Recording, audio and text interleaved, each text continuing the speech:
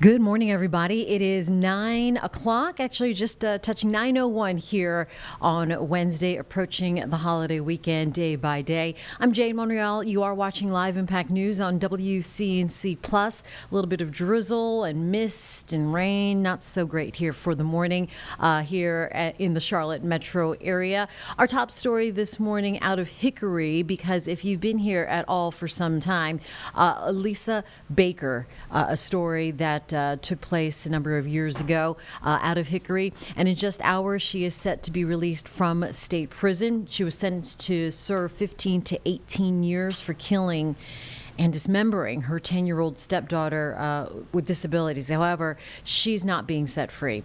Our Richard Devane was in Hickory. He's familiar with the case, as well as our Ben Thompson. So they talked about this and previewing this case that they've both been covering now for years with the latest. It was that first day that we heard about it. We were up here in Hickory outside the police station. At that time, a man walked out and I asked him about this situation. Did he know anything about it? He told me he was Zara's dad, Adam. We spoke to him for a few minutes off camera. He said he knew nothing. He was later not charged, but his wife, Zara's stepmother, Zara Baker, was.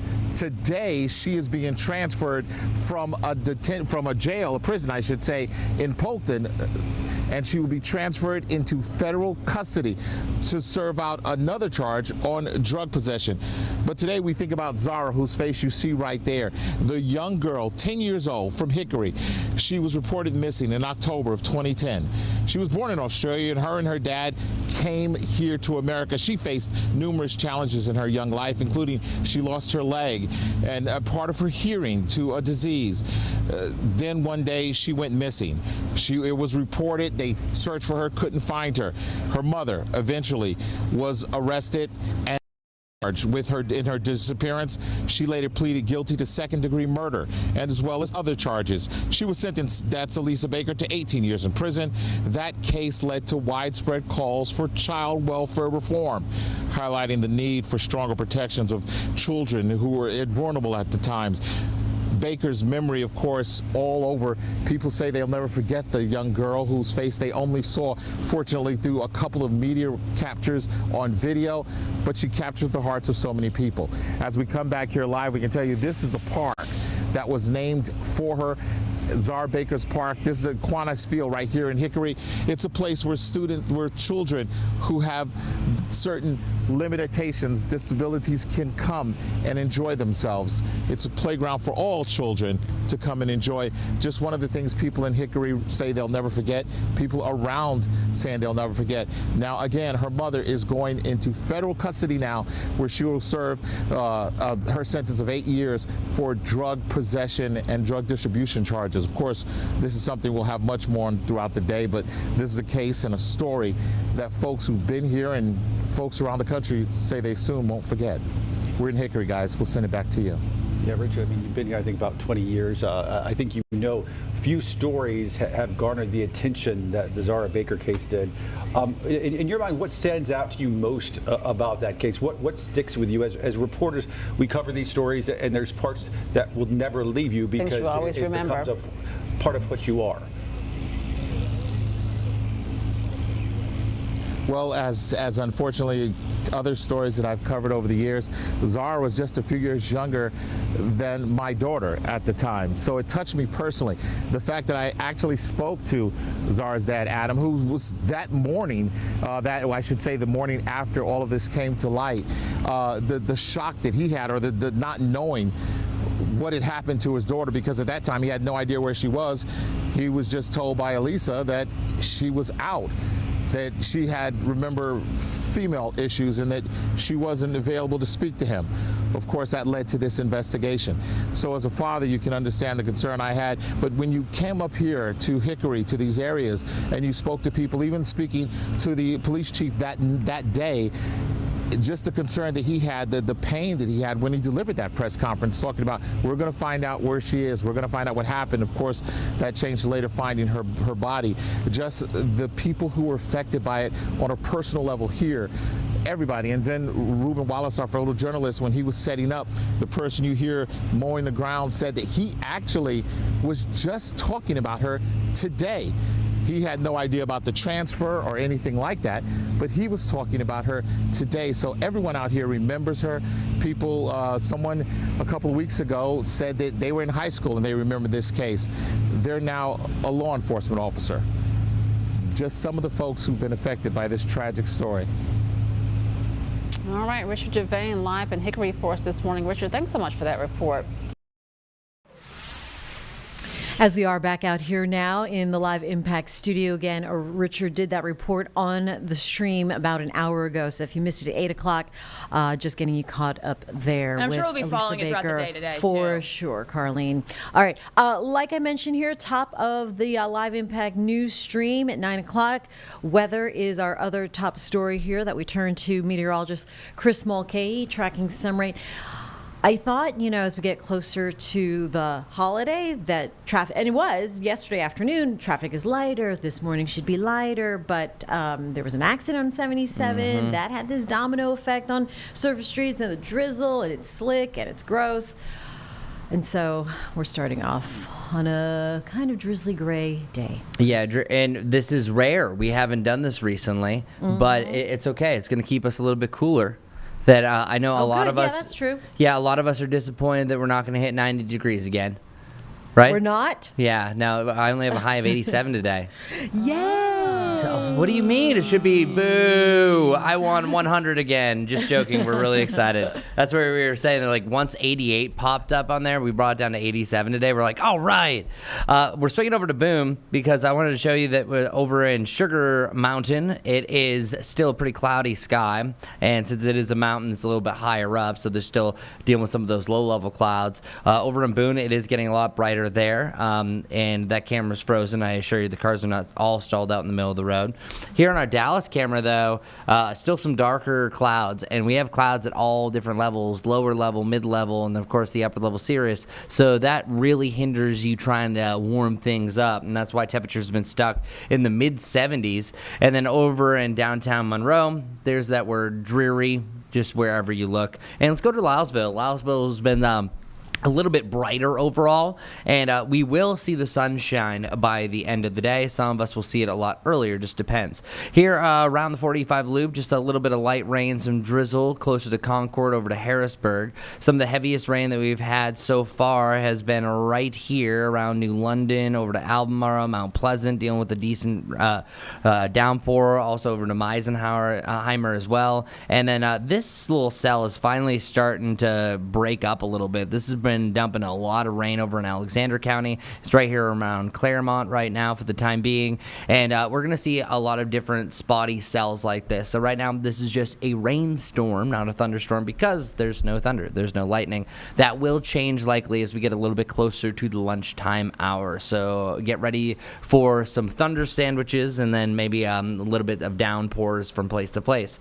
Here is a closer look at what's happening right now from the Grand View. This is actually a cold front that's pushing through the area. So you have technically the one line that's along the cold front, and then you have that secondary one further off towards the east. I think the heaviest rain will be east of the Charlotte area. Our Futurecast doing a good job picking up on this. Once we get the clouds to break a little bit, we'll allow ourselves to get back into the lower 80s, but I'm seeing sunshine pop up as early as really the next hour or so in the foothills.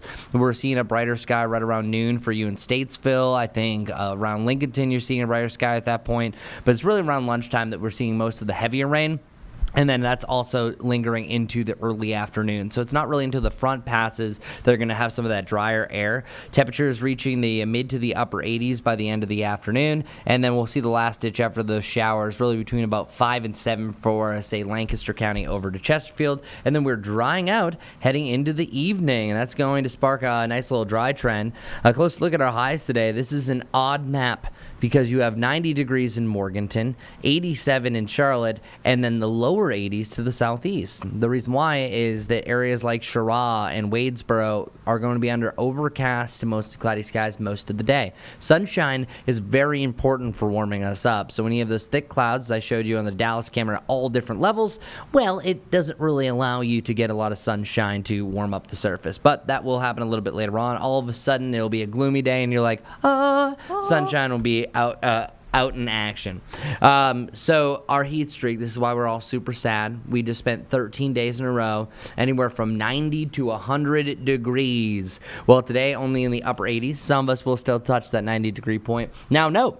So I've been misled before. There's a chance that if the clouds clear super fast and this front says, I don't want to be here anymore, and we get a couple more hours of sunshine, say if you start seeing sunshine around noon to 1, we could exceed my expectations and hit 90 degrees, and then this streak continues. And our own Lily Aldrich, our intern extraordinaire, threw this together for me. The longest 90-degree stretches over the last 10 years. This would be the 7th longest, the longest we've had since 2022, 13 days in a row. So sorry we're not going to continue that, but I guarantee we'll start many other stretches. 2020 had the longest over the last 10 years, up to 20 days, but the longest of all time, 33. We don't want to do that.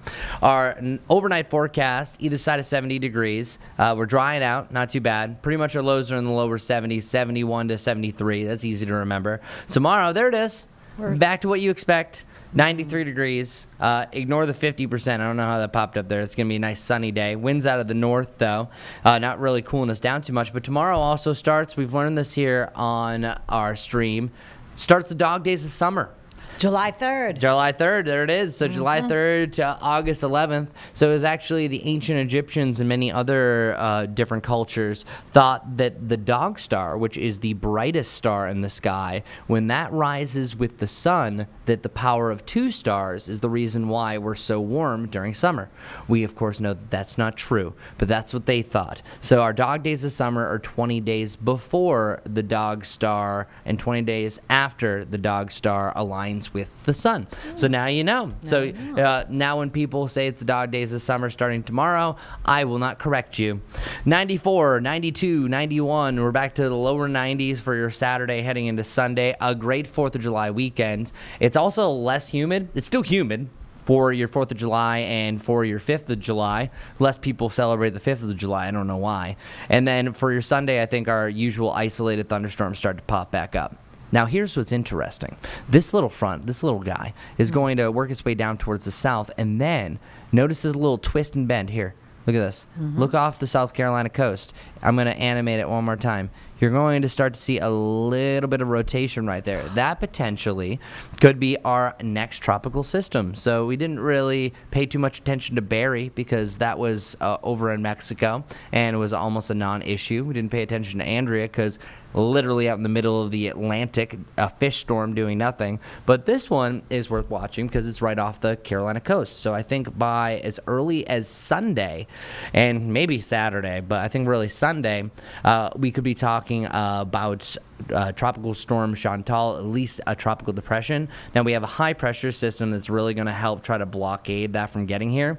But compared to yesterday, we had a 20% chance for development over the next 2 to 7 days. Now we have a 40% chance for development. So we're right in the heart of this. So realistically, by the end of the weekend, we could have named storm number 3, Chantal, right off the coast. I think if it does somehow make landfall, it would just be mainly some rain impacts. But that's something that we're also watching as well, because I'm worried about the lasting impacts that say, hey, in the middle of the week, if it does make landfall, stalls out, it could be a lot of rain. Also, the biggest thing that these guys usually produce, cloud cover. So it could be a little bit cloudier. So even though we have 94 next Tuesday, there is a chance that if this hovers around, that we could actually be back to closer to the upper 80s again, depending on the cloud cover, where things start to line up. Also, if it dances out in the Atlantic, that would cause an atmospheric block. So it would allow for any systems that do move in to linger a little bit longer. So those are cases in scenario. So I think outside of this 7-day forecast, we are looking at a big change. But for the near term,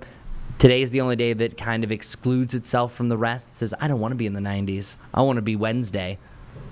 You want to be Wednesday? You want to be Wednesday? We can I call thought you were Wednesday. waving at me. That's why I stopped abruptly. I was giving you the heads up that we're coming out on the 4 shot. Okay. Or we're just waving in the middle of the show. Okay. That's why I wasn't sure. It was These a are my parade hand wave signals. too. That was a 4. I thought it was hey, I'm on a float wave. Well, The I royal mean, wave? July The royal 4th wave. parade's coming up. That's true. This weekend. That's right. That'll be I always fun. forget where the camera is. That's why I'm just And blindly Lily, looking around. thank you again for a lovely graphic. Good stats. Good stats. All right. Good stuff. Yesterday I brought my umbrella. Didn't need it. Today I didn't bring my umbrella. Need it. That's how it always happens. Just that kind of day. Yeah. Just that kind of day. All right. Thanks, guys. Clear by the end of the afternoon, though, so you'll be out. When you get out of work, you are in the clear. In the clear. So don't even worry about it. All right. We'll take that. Thank you, Chris and Lily. And we're back out here on the live Impact News stream at 9:16. All right, so a couple of things we're watching out for here. First of all, media is outside the New York City Federal Courthouse. We are awaiting a verdict, so this is a bit of a stakeout, just showing you live images right now of what's happening. Yesterday, the jury said that they have a verdict. They have reached a verdict on 4 of the 5 charges for Sean Diddy Combs. The big one that they're holding out on is the top charge for racketeering. And so the judge told him, hey, listen, you've only been debating for 2 days. Go in again and try to work this out. So that was as of the end of yesterday. So today they're going to be back at it, and we are going to keep an eye on this. Also, right now, happening live in Washington, D.C., after yesterday's close vote for the Big Beautiful Bill, House leaders are now taking this up. They are going to vote after 11 o'clock this morning on the rule for considering the GOP-driven agenda bill, this one big, beautiful bill. So after barely passing the Senate yesterday, it is now in the House of in the hands of the House leaders. And so we will go to that a little bit later, as they are right now debating the one big, beautiful bill. And with that, we are now talking about what is happening here next week. A little bit of a shopping day, right? So Prime Harleen Day. is excited about I love this. Prime Day. I didn't realize Prime Day is coming up next week, and so that is big news here for shoppers, right? It's very exciting. It's just one of those days. I do look forward to Prime Day. I load up on Yes. all my essentials. Oh, and that's all of good the idea. I mean, I things. definitely take a look because it's what, July? It starts July 8th. I think it goes to the 11th 11th, now. yes. So a time certainly exciting for online shoppers, but you know what that means? It's also an exciting time for fraudulent retailers. So with us right now is Juliana O'Rourke from the Better Business Bureau. Hi, Juliana. Hi, good morning. Good morning to you. Thanks for joining us this morning, a couple days before the July 4th holiday. And those sales, I see them advertised. It's very exciting. What are you seeing as the most common types of these types of scans during July? Yeah, so July is obviously a big month for a lot of retailers to do their very big sales. We haven't had any reports specifically come in, but we always know that around these big sales, scammers are definitely prevalent. So we want people to be on the lookout for a couple different things. So phishing scams, lookalike websites, and then also misleading ads, especially on social media channels. All right, so when someone finds what looks to be an amazing deal, what's the first step they should take before hitting that buy button? Yeah, so if you see a really good deal on social media, if you see something being advertised, first and foremost, if the deal is too good to be true, it's probably because it is. Most of the time, you're not going to find a really popular product or, an expensive product that you find on most websites. You're not going to find it for, 50, 60, 70% cheaper on another website. But when you're seeing these ads on social media, there's a few things you want to be looking for. Specifically, are there spelling errors? Are there grammatical errors? Before you click on anything, you can actually hover over the ad to see where that link is going to take you. What does that URL look like? Also, is it a secure URL? Is it an HTTPS? Does it make sense based on the business, right? So depending on the name of the company, is it going to be, WCNC.com, or is it going to be a whole bunch of random letters and numbers? Those are going to be some telltale signs that they're probably not legitimate legitimate, or if you go to the website and you do order something, it may not be as great as what you're hoping it will be if you do end up actually getting a product. All right. Yeah, I mean, phishing scams also increase. That's a risk here as well. What are some of the examples that people need to look out for? Maybe suspicious messages out there. Yeah. So anytime you get an unsolicited text message, email, you kind of want to be really careful with those. So you want to make sure if there's a link, don't click on it, or again, hover over it to see where it's actually taking you. If you know these big sales are coming up and there's specific things like Carly mentioned, she puts a lot of her essentials in her cart on Amazon. You're kind of on the lookout for these products, I would say, a lot of the time, just to see if they ever do go on sale or if anything is going on. And so those are things you kind of want to pay attention to as well, if you're getting emails or text messages. And then the same thing when you get emails, you know, who's the sender? Does the email address make sense for the company that it's coming from? Are there spelling errors? Is there grammatical things that you are, you know, if you're reading a sentence, it doesn't quite make sense? Again, random links, those are things you kind of want to pay attention to. I mean, similar to that line, though, is social media. How does that play into everything? Yeah. So a lot of companies advertise on social media. A lot of companies are legitimate that advertise on there, but unfortunately we know scammers thrive in social media as well. Lots of people spend a lot of time on social media. And so anytime you see an ad on there, you kind of want to be cautious just because you're not entirely sure where it's coming from. So again, hover over it before you do any clicking. And then also, if you see some really great deal, you should also be able to just go out to that company's website and find that same deal, or if you do a search on the internet. So just, you know, you don't always have to go directly from the ad that you're seeing. Oftentimes you can go directly to the website and experience the same type of promotion. I mean, you talk about when something's too good to be true. I mean, talk to you about trusting your gut. How important is that in practice? Yeah, I think that's really important for most people. Like I said, if you see a product and you're like, wow, that's on mega sale and it's, you know, usually $100 more, something crazy, I would think your gut instinct would be, this is probably not right. I know I want it to be true, but it probably isn't. Yeah. So just be careful. All right. And paying with a credit card, you got to do that anyway online. Yeah, you always want to pay with a credit card. Don't ever use a debit card because that functions a little bit more like cash, but also no peer-to-peer payments if they ask for Venmo or Zelle or something along those lines. Also, you know, gift cards can be red flags if they're like, you can only pay with a gift card. So always pay with your credit card. You have a little bit more protection that you can file fraudulent claims on. So yeah, we always recommend credit card over everything else. And that definitely helps if you already bought the item and you feel like, oh, I got scammed, right? Yeah. Good for credit card purchases. Yeah. All right, something else that affects millions of students and families across the country around this time, scholarship scams. Juliana, with college costs roaring and soaring, students desperately seeking financial aid.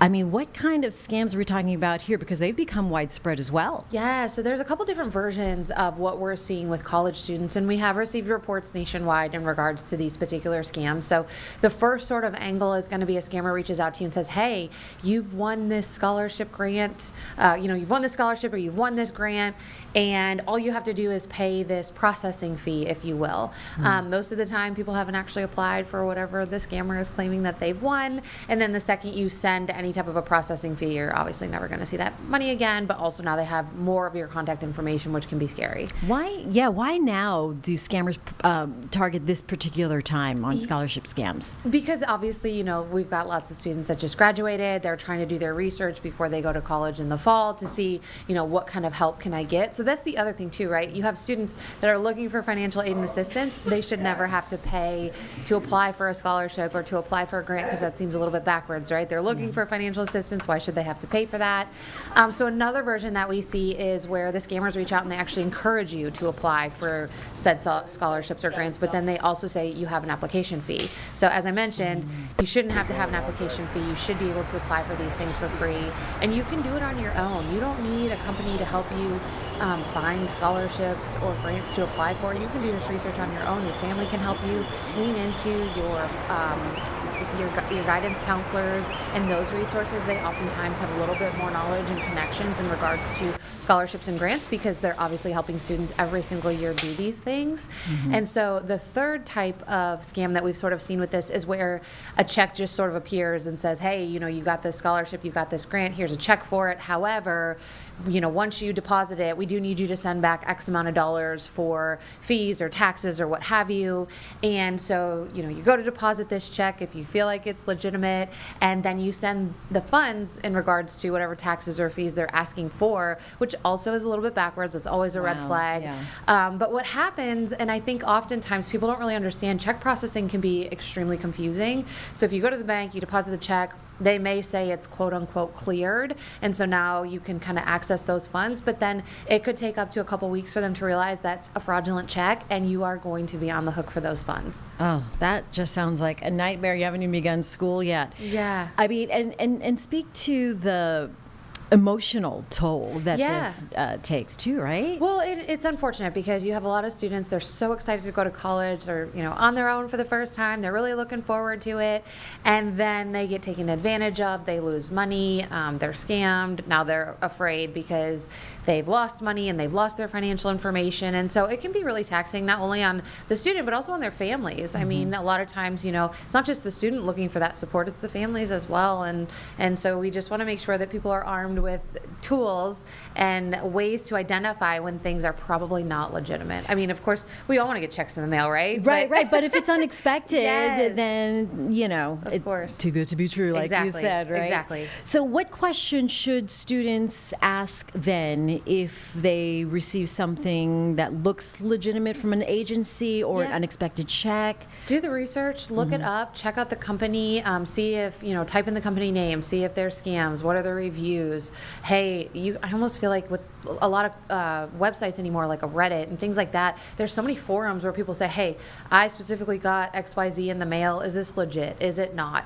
And you should be able, and just doing some searches there to see what's actually real and what's not. Yeah, I mean, and students, they're going to be so savvy. They're Yeah. researching and checking Yeah. all that out anyway online. And again, lead into those guidance counselors. They can tell you, I mean, they see a lot of that too. Like I said, they help people every single year. So lean into the resources you have available to you. All right, very good. Any other advice you want to give students? Trust your gut always. That's right. If it's too good to be true, it probably is. And I know we don't like to think that, especially when we're, 18 and we think we know everything. So just keep that in mind. Yeah, that's when we go #adulting. Yes. Welcome to the world of adulting.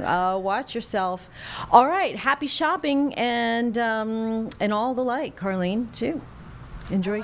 I will have a great time. You'll have a good time. I'll have a good time.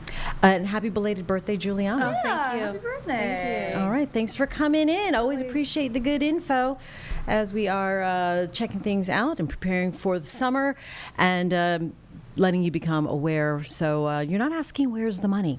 All right, back out here in the Live Impact studio now. Just about 9:30. Wow, we are off to a rolling start here on this Wednesday morning. Very busy when it comes to politics, and that is on the national level. It looks like the House is in some kind of vote. This is the consideration of a rule. So it's a rule vote before they actually can move on. Let's just go ahead and take a peek here on Live Impact News on WCNC.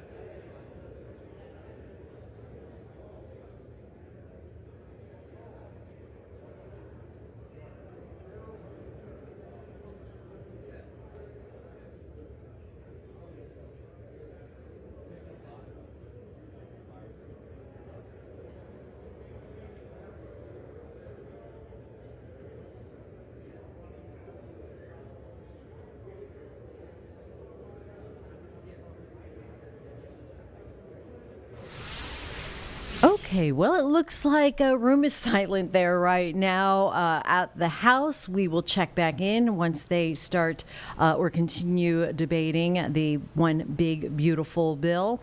It looks like in Florida they are doing some early celebrations for the July 4th, celebrating 250 years of America's independence. I saw Governor Ron DeSantis here earlier. Let's go ahead and see what this is about and check in live now. Again, on Live Impact News on WCNC Plus.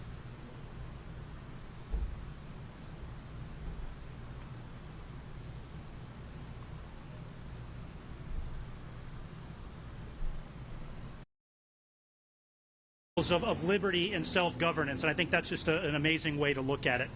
The Declaration propelled a revolution, and almost 250 years later, we continue to draw strength and inspiration from its words. Thomas Jefferson considered the Declaration of Independence to be one of his greatest achievements, and he spent his life defending liberty and inspiring Americans to cherish and protect our freedoms. As we prepare for America's 250th birthday, this statue represents not just our history, but our ongoing civic duty to remain vigilant in defense of liberty, a value that continues to shine brightly in Florida. And I was thinking that as we get prepared, this is Independence Week, and we'll celebrate America's independence on the 4th, under Governor DeSantis' leadership. Every day in Florida is Independence Day, so thank you, Governor, for that. As chair of the America 250 Florida Advisory Commission, I am proud to lead our state's America 250 celebration, and this ceremony is part of that. The commission is planning events in all 67 Florida counties leading up to and throughout 2026, ensuring every Floridian can participate. Our goal will be to engage as many citizens and visitors as possible, to educate our children about America 250 and the events and people that have made our country great. I want to recognize the Department of State's Division of Historical Resources, who played an important role in acquiring the statue and working with Jefferson County Administrator Shannon Meddy on the logistics of bringing this important symbol to Monticello. I especially want to recognize the Museum of Florida's History Design and Fabrication Shop for transporting and installing the statue here at the courthouse. He weighs about 1,000 pounds, so it was quite an achievement to get it here. Finally, as we prepare to celebrate America's birthday this weekend, let's take a moment to appreciate Thomas Jefferson and all the founding fathers who sacrificed their security and comfort for the cause of freedom.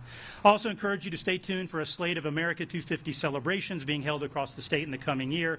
They will be family-friendly, patriotic, and educational events celebrating the birth of the greatest nation in the world. So I want you to party like it's 1776, have a great Independence Day, and thank you so much for letting us be here today. Yes, sir. So I'll announce it, and then so since we were here for this, we want to do, so this will be the official unveiling of Florida's America 250 logo. So we're going to be doing a lot on this. We think it's really important, and particularly, as I said, for young people, we want our young people to understand what went into this country being formed. Jefferson, he really he provided the lyrics that has allowed a lot of people to do very well as a result of the principles that he articulated.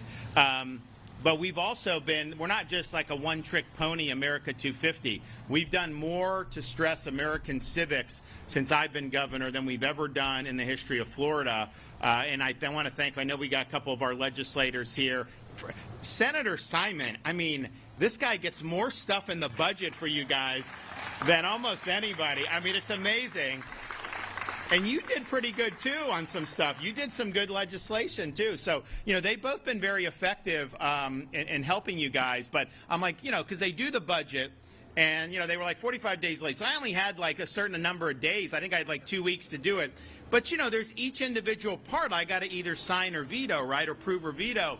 And so you're going, and it's like, Simon this, Simon that. I'm like, man, this guy gets so work. He works really hard to get all this stuff done. I'll tell you, you can see it there. But one of the things that they have continued to support is our Civic Seal of Excellence program. So we made the insight that, yes, we're going to say, you got to do civics. You got to teach the Declaration and the federal, all this. Yes, you do need to do that. And you got to have high standards, and you got to make sure people know. But you also have to have teachers that are well-versed and passionate about this stuff, too. And the reality is that if you're going to a lot of universities in this country right now, you're probably not going to get a very good education on the foundations of America. It's almost viewed as passé. It doesn't fit into their ideological agenda. Obviously, people, they villainize some of these, the ideological warriors in these universities have villainized the founding fathers. So you end up where even if this is something you want, you just may not have access. So we created, working with the Florida Department of Education, as well as a bunch of scholars around the country, people from like Hillsdale College, people from all these great organizations, and we created a 50-hour course. And so if you go through that, you get a $3,000 bonus for going through it. It's not just for civics teachers. If you're a history teacher, by all means, English teacher. Heck, if you're a science teacher, we want you to do, because we think it's important, because the insight is basically, we can sit here and say, you know, this kid needs to go to college and become a doctor. This kid needs to go college and go to business. This kid maybe go to trade school and will do this or that. Great. There's a whole bunch of different pathways. But every single person that comes out of our K-12 system in Florida will be called upon to exercise the responsibilities of being an American citizen and being somebody that is that has agency over the future of the republic. And so we take that obligation seriously to make sure we're not just graduating a bunch of blank slates, that they actually have a foundation to understand what all these ideas mean, what went into it. Because I said, Jefferson wrote the words and he deserves immense credit, but there were ideas that were centuries in the making that informed how the founding fathers viewed liberty and government and all these things. And there's a whole bunch of different intellectuals. So we provide that for these teachers to be able to go. We've also done civics and debate initiative. Every county in Florida now has the civics and debate where they do these contests. I think it was like 7 counties out of 67 had it 6 years ago. So now we have all of them do, and we host the national debate in Orlando usually every year. But you know, the thing about debate, yes, it's important. If you can get comfortable speaking in front of people, that is a good skill to have in life, and it's not easy. And you know, you get used to it after a while. I mean, you know, a lot of people like in Corey's chamber love to hear themselves talk, and they talk a lot. And so some people really like to, but not everyone's comfortable. So I think it's good to get young people comfortable, get on your feet, and be able to make a point and make an argument. And especially in an age where everyone's buried in their phones and thinks that that's the way you communicate and deal with other people. No, actually, the way you deal with people is in the flesh, and that can't become a lost art.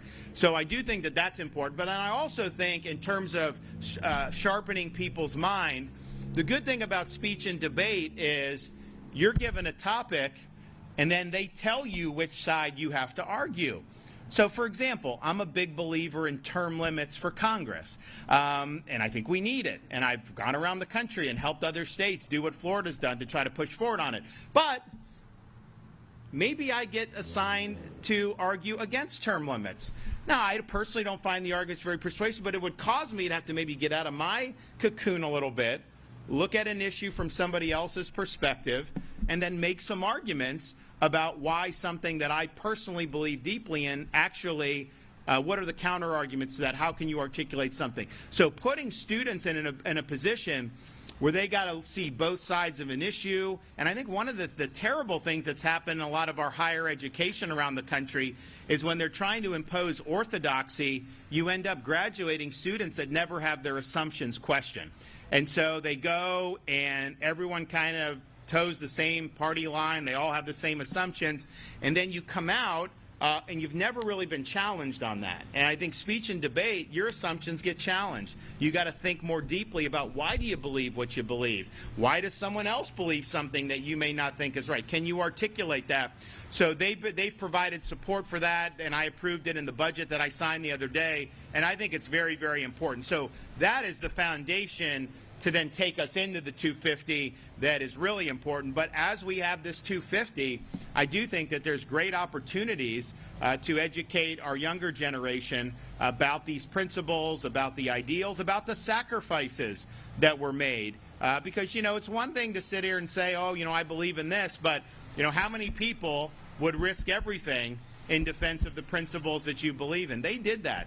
They knew that there was no turning back. Once they signed that document, they knew that they were on that target list, and they would not have lived to see their future had they not succeeded. So they went all in on liberty. They went all in on a really big historical gamble. But the gamble paid off because they were able to establish a new republic based on principles that were not just unique to 1776, principles that have endured throughout the centuries. And so that is something that's worth celebrating. That is something we will celebrate. You will probably be seeing more of this logo in the next year.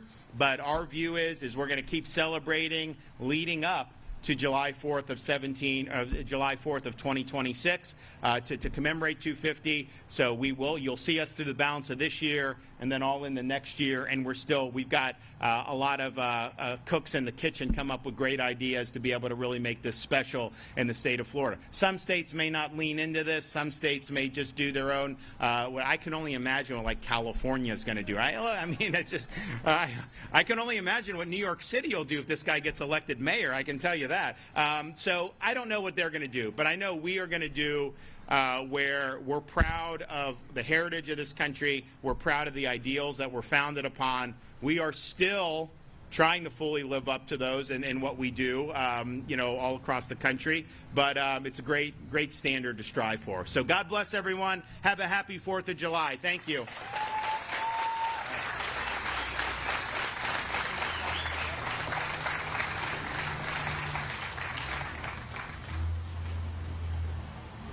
You've been watching live there. Governor Ron DeSantis out of Florida giving some remarks in Monticello, Florida, speaking before the July 4th holiday weekend, revealing the new logo and previewing and teasing that there are going to be a number of events to celebrate Florida for this 250th year of America's independence.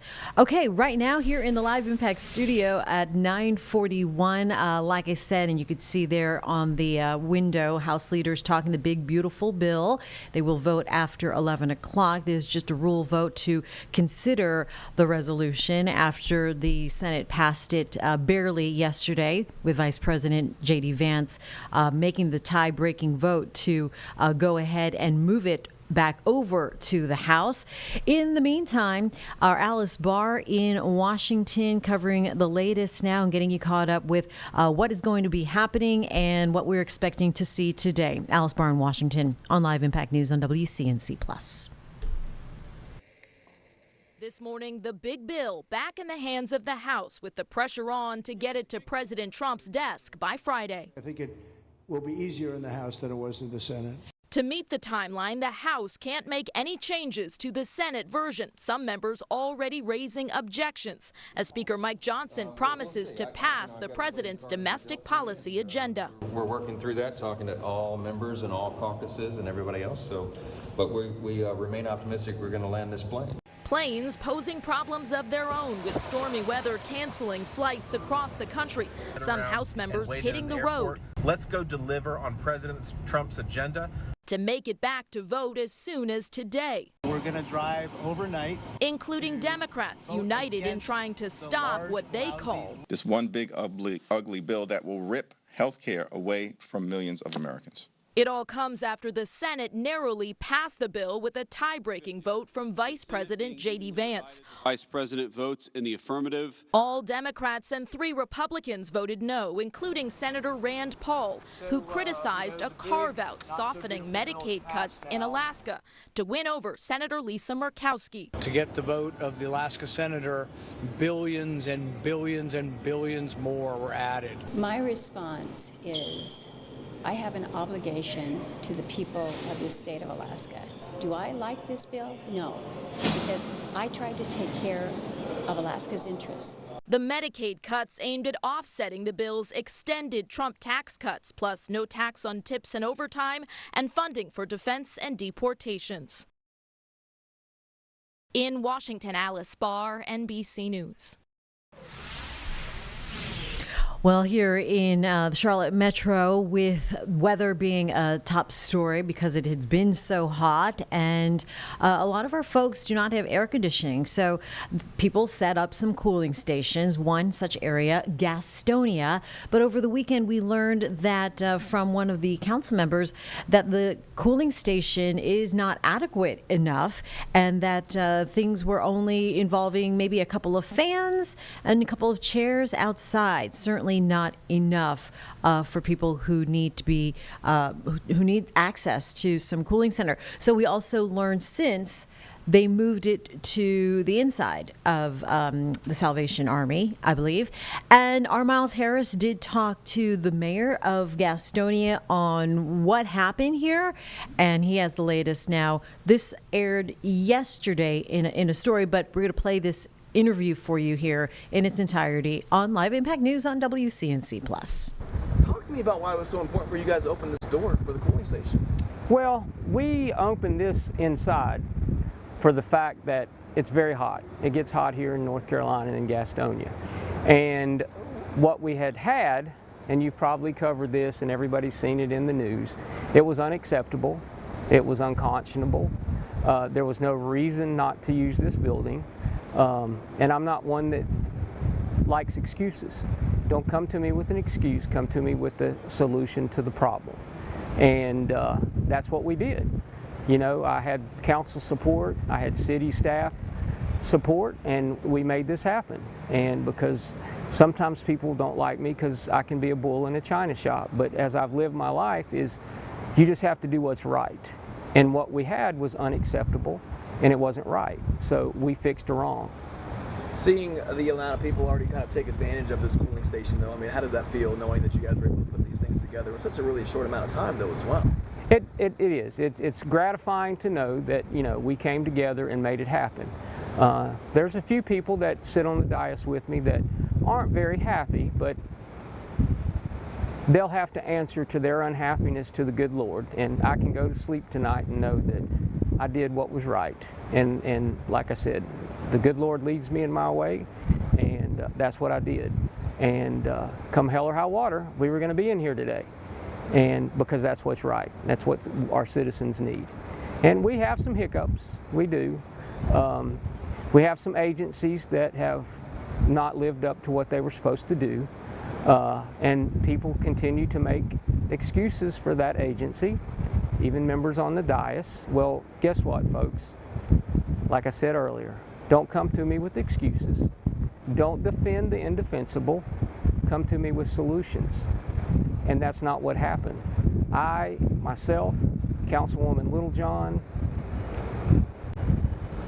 you're not going to use all this, are you? Yeah, I'm okay, yeah, I don't. Yeah, I don't want to use.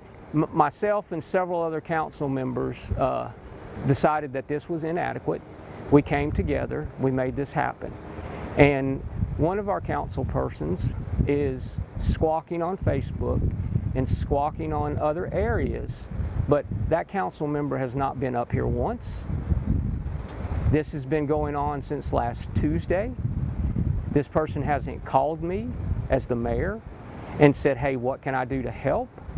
All they've done is tried to throw shade on everything that we're doing, and that councilwoman will be held accountable. Because guess what? At the end of the day, it's about what's doing right. Yeah, and it's something that people need, though, right? And it's what somebody needs. I don't have a political agenda except what's right by the people. As I quoted to another television station the other day, is I represent all 87,000 plus citizens in this community. And I'm going to do what's right, not what's political, not what's going to advance my agenda, which I don't have an agenda. I'm going to do what's right, because it's just like my wife said, the good Lord put me here at the right time, at the right place. Mayor, my last question for you, though, too, is moving forward. I mean, you guys have done this, but what's the next steps that you guys have to planning on addressing the unhoused population, or at least just trying to make sure that they have somewhere to stay cool at? I mean, we're looking at the forecast. It's looking like it's going to be the 90s here the next week or so. Yes, yes. Right now, this is the solution that we have. Now, we are going to explore other options to open up other facilities, but then that becomes staffing, safety issues, and different things like that. But we are going to address that issue. And I am actually going to, once I get past the 4th of July, next week I will be calling a news conference to announce that I am going to do a call to arms to not only the city, the county, the state, the businesses, and the ecclesiastical, or the churches, to come together, and we're going to try to put this issue, we'll never put it to bed, but we're going to put this issue at the forefront.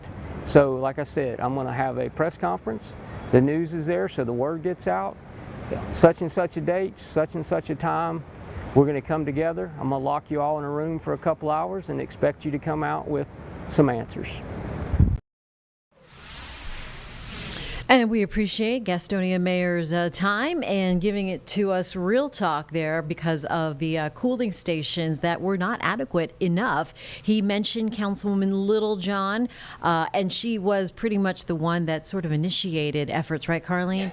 Yeah, so she was the one that was saying this is not right. She talked to our Anna King over the weekend, which started this whole conversation and the back and forth. So just trying to do things the right way and let our citizens have what, just a place to go to when it's terribly hot out there.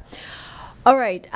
Also, in the news in Charlotte, the Charlotte Hornets, of course, basketball season's over. We had draft night. It's been a pretty exciting off season so far.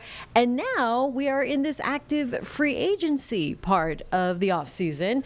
So it looks like our Nick Carboni, sports director for WCNC Charlotte, discussed the team's moves here. Let's go to this. This is from last night here on Live Impact News on WCNC. There's been a flurry of news from the NBA over the last couple of days. Obviously, last week we had an awesome draft special on Wednesday. If you haven't watched it, go back on WCNC Plus and check it out with Nick Carboni and a host of other characters. But, man, the Hornets have been wheeling and dealing. And honestly, these last couple of moves could really shore up their roster. Pat Connaughton, even seeing Mason Plumlee coming back. So we'll bring in sports director Nick Carboni. And Nick, man, they've just been going at it in terms of trying to add people to this roster. What are your first thoughts? Well, Hornets president of basketball operations, Jeff Peterson, has said multiple times since he got here, including this offseason, that the franchise is not going to skip steps to get where it ultimately wants to go. And where it ultimately wants to go is a stated goal of premier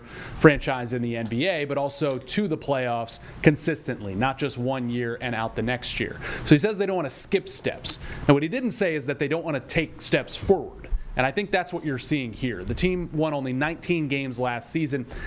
The way the NBA is structured with the draft lottery and where you land if you have a bad season or where you're, likely to land, a lot of teams would look at that and say, let's win 15 next year and get another top 5 pick. But the Hornets are clearly looking to at least start to put some pieces in place around LaMelo Ball, around Brandon Miller, and then hope for their health this season to get a true evaluation of where they are at and what types of moves they need to make next year. And the other thing I will say about these recent moves with Jeff Peterson, including on draft night, is if you don't got picks coming with players, don't call me.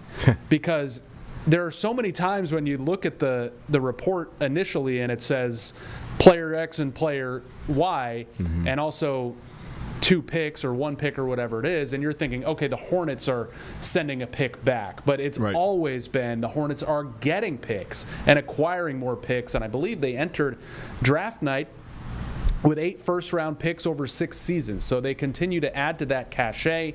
This particular transaction that we're talking about for guard forward Pat Connaughton from the Bucks, they get 2 second-round picks, future seconds from Milwaukee, and all they part with is Vasilije Micic, who they traded for on draft night as a salary match, a guy who used to play here and was never going to play here this season under head coach Charles Lee. So they essentially took a guy that wasn't going to play here, flipped him for a plug-and-play role player in Connaughton, and got 2 future second-round picks. And people look and say, oh, they're for 2031, 2032. Well, those chips are probably going to be cashed sooner than that. Yeah, I mean, they have really added a lot of. I mean, Connaughton himself, he adds another depth in terms of shooter, right? Does plays pretty good defense as well. And then you cannot forget the 2 picks from draft night. I mean, honestly, this team, although it seems to be young, as you said, as long as the injury bug doesn't bite, could have a real chance to make some noise, don't you think? There was so much pressure on LaMelo Ball here and he came in here in 2020 in that draft as the 3rd overall pick. Everybody knew he could pass, everybody kind of assumed he couldn't shoot. Well, it turns out he can, but they had to rely on that, and he relied on it a little too much in the last couple of seasons when he's been healthy. Now you've got Con Knipple. Hopefully Liam McNeely can spread the floor. Pat Connaughton, a guy that can spread the floor. Colin Sexton was a massive pickup via trade over the weekend that also included a pick coming to Charlotte, and they part ways with center Yusuf Nurkic. Center is now a position of clear need. If you're over 6 feet tall and living in the city of Charlotte, you may get a call from your Charlotte Hornets right now. We can talk about that in a bit. But point is, they want guys to surround LaMelo Ball, to be able to spread the floor and to make plays with the ball and off the ball for him. And it all leads up to a very important season for this franchise and franchise player to see if it's going to work beyond 25 and 26. I know you haven't seen these guys play yet with this new roster, but just looking at them on paper, what are some weaknesses and some strengths that you're already seeing that jump out at you? Yeah, so I mean, start with the negative. Really, when you go offense in round one on draft night, you are eschewing kind of the defensive possibilities and improvement that you could have made.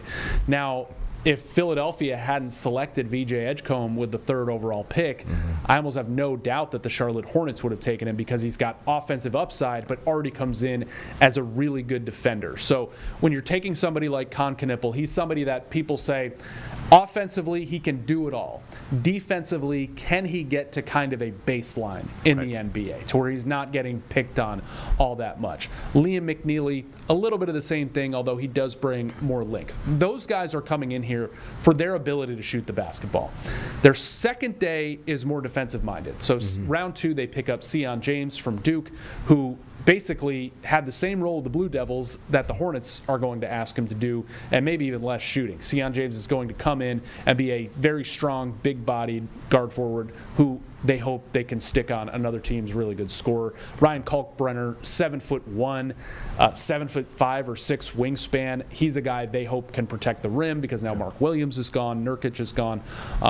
So defense is definitely going, and even bringing in Colin Sexton, a 6'3" guard, it's not going to be your best defensive player. So they likely may struggle on defense again as the roster is currently constructed, but offensively they should be able to hang with teams and not. They had these quarters, Colin, where they would have a good first quarter, and then in the second quarter they would get beat 35-15. Yeah. So they're hopefully going to close that gap a little bit and win some more games, keep more games competitive. You're talking about the center position, obviously highly needed for a lot of teams, especially for the Hornets. There's been some names thrown out like Luke Cornett from the Boston Celtics. You got DeAndre Ayton from the Trailblazers, and even Brook Lopez from the Bucks, who still seems to be really making an impact in games, obviously getting up there in terms of age. What do you think about those 3 guys, or is there anybody else that you think that the Hornets might go after in the next couple of days? Yeah, this center market has been fascinating because we've started talking about guys like Luke Cornett, kind of a second, third center option for the Celtics, like he was Bill Walton. And he's getting paid, more than maybe some think he should. So he's signed. Lopez, I think, has landed. And the other part of this is, in Charlotte, and former GM Mitch Kupchak, who still has a role of the team, always kind of indicated like Charlotte isn't a big free agent destination because they haven't won. They're trying to change that, but what you're seeing is Jeff Peterson can control who he drafts. He can control who he trades for. Yeah. He can't control as much the other options that these players have, and when you're a Brook Lopez, you want to go to a contender. When you're a Luke Cornett and you've won a championship, you want to go to a contender. Charlotte's not viewed as that yet. And with DeAndre Ayton, I'm not sure he fits kind of the locker room they're clearly putting together. Not saying he's a bad guy at all, but I think he can kind of be a drain on the positivity and leadership component that is kind of being built in this locker room right now. So I'm just not sure it fits in the locker room on the court, although he's a big name and it would be a big splash. So what they did was they went and got Mason Plumlee, who's played here before. He was traded by the Hornets to the Clippers, landed with the Suns, as most former Hornet centers now are, Nick Richards, Mark Williams. So he does. I'm a baseball fan. Yeah. In baseball, they say professional hitter. a guy you've heard of before but isn't a big flashy guy that you can send in for a couple at-bats a game, and he can get some singles. Mason Plumlee can get you some singles. Every once in a while, he'll crack a double, and he'll get a double-double. But he also plays really well with LaMelo Ball offensively. And I think, I was watching some videos back of that, and it reminded me, okay, this is somebody they know who can come in and they know can, operate in the system, play with LaMelo, and that's very important. And back to Pat Connaughton, we were talking briefly off camera, won a championship with the Bucks. His three-point percentage has gone down a little bit. He's 32 now. But important connection here, he played under assistant coach with the Bucks, Charles Lee, who's now the Hornets head coach. So a lot of familiarity there. And like I said, when you're giving up just Vasilicic, who wasn't going to play here this year, to get a veteran like that, I think that's good business.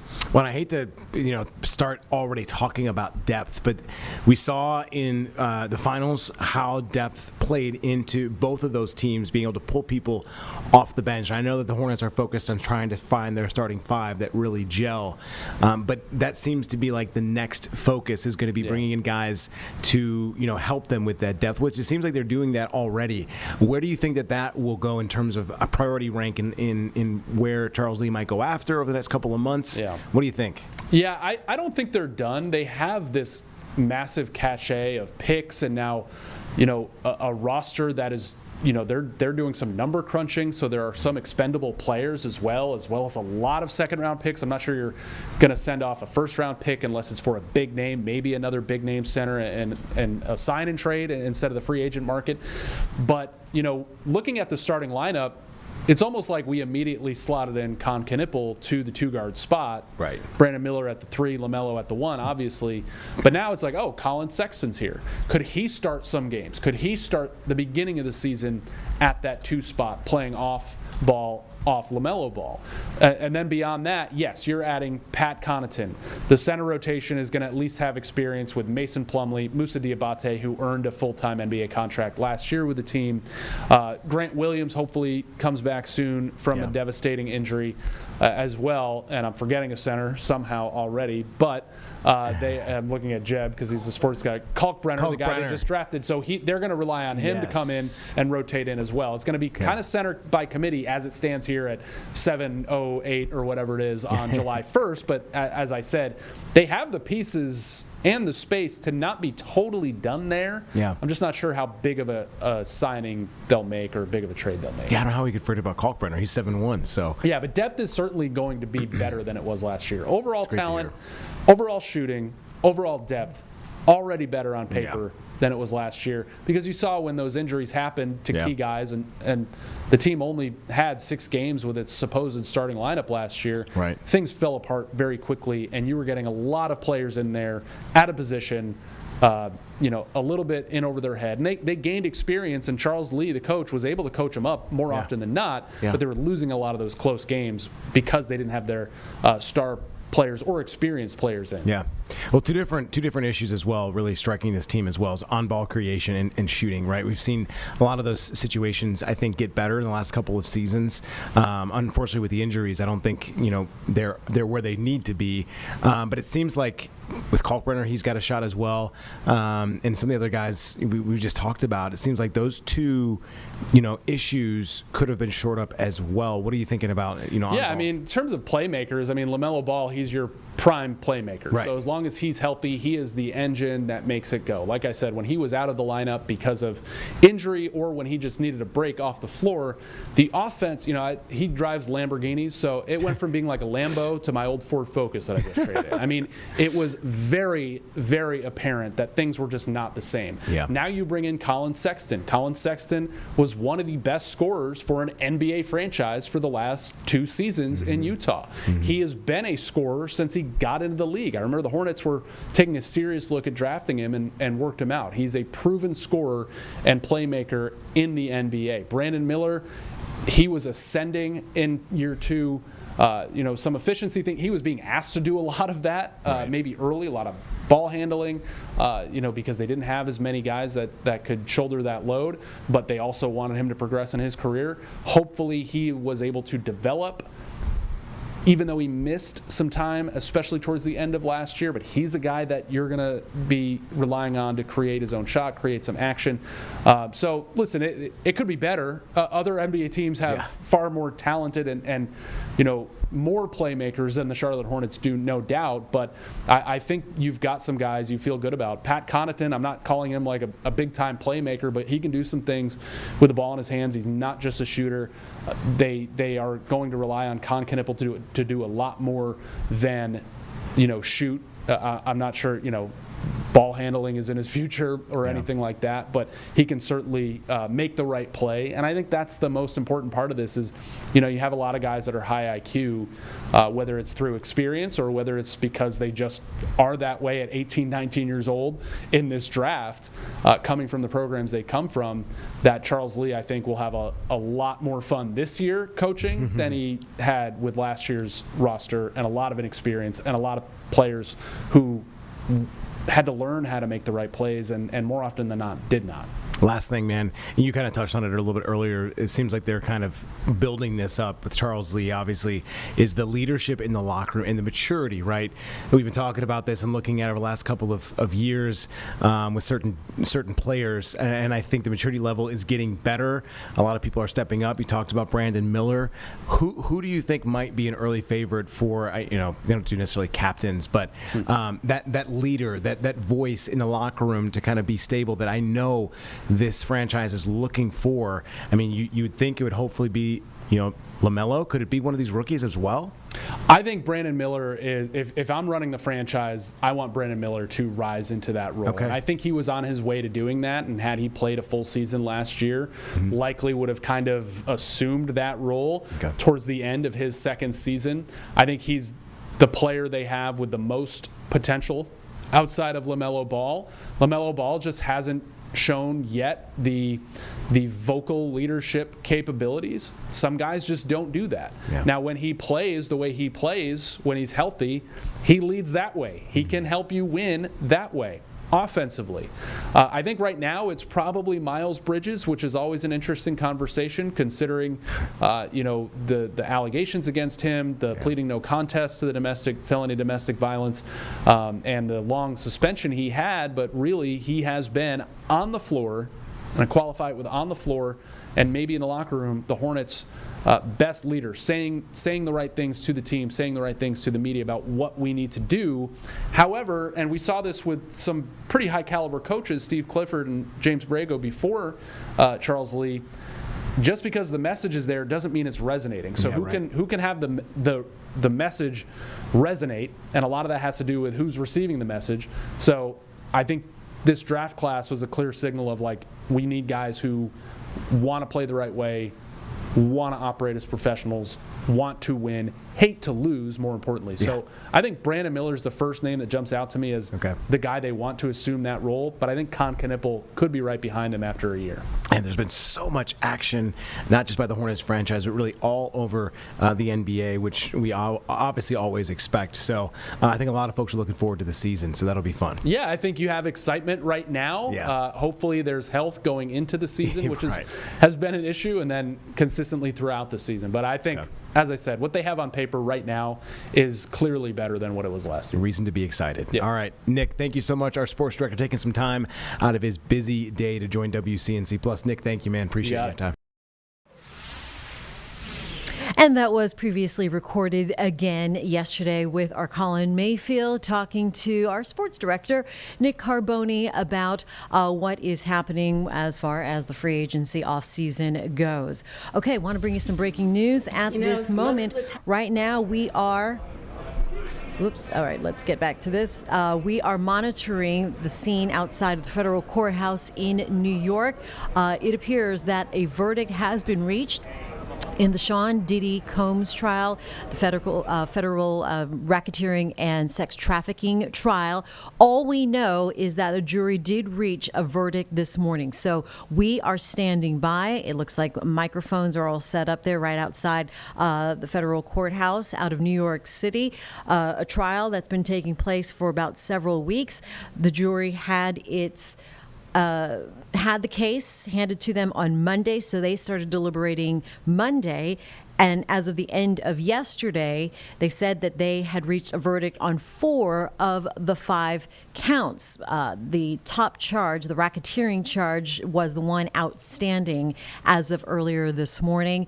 But it seems that they did reach finally a verdict now on all 5 counts for Sean Diddy Combs' sex trafficking trial. And soon we will hear what that verdict is. Cameras are not allowed in the federal courtroom or house. And so as soon as that comes down, we will bring that to you. But again, a verdict has been reached on all counts in the Diddy trial. So we are just standing by for what that verdict is. We have not learned that yet. In the meantime, we are also following a breaking news situation, this time a local situation here in Mooresville.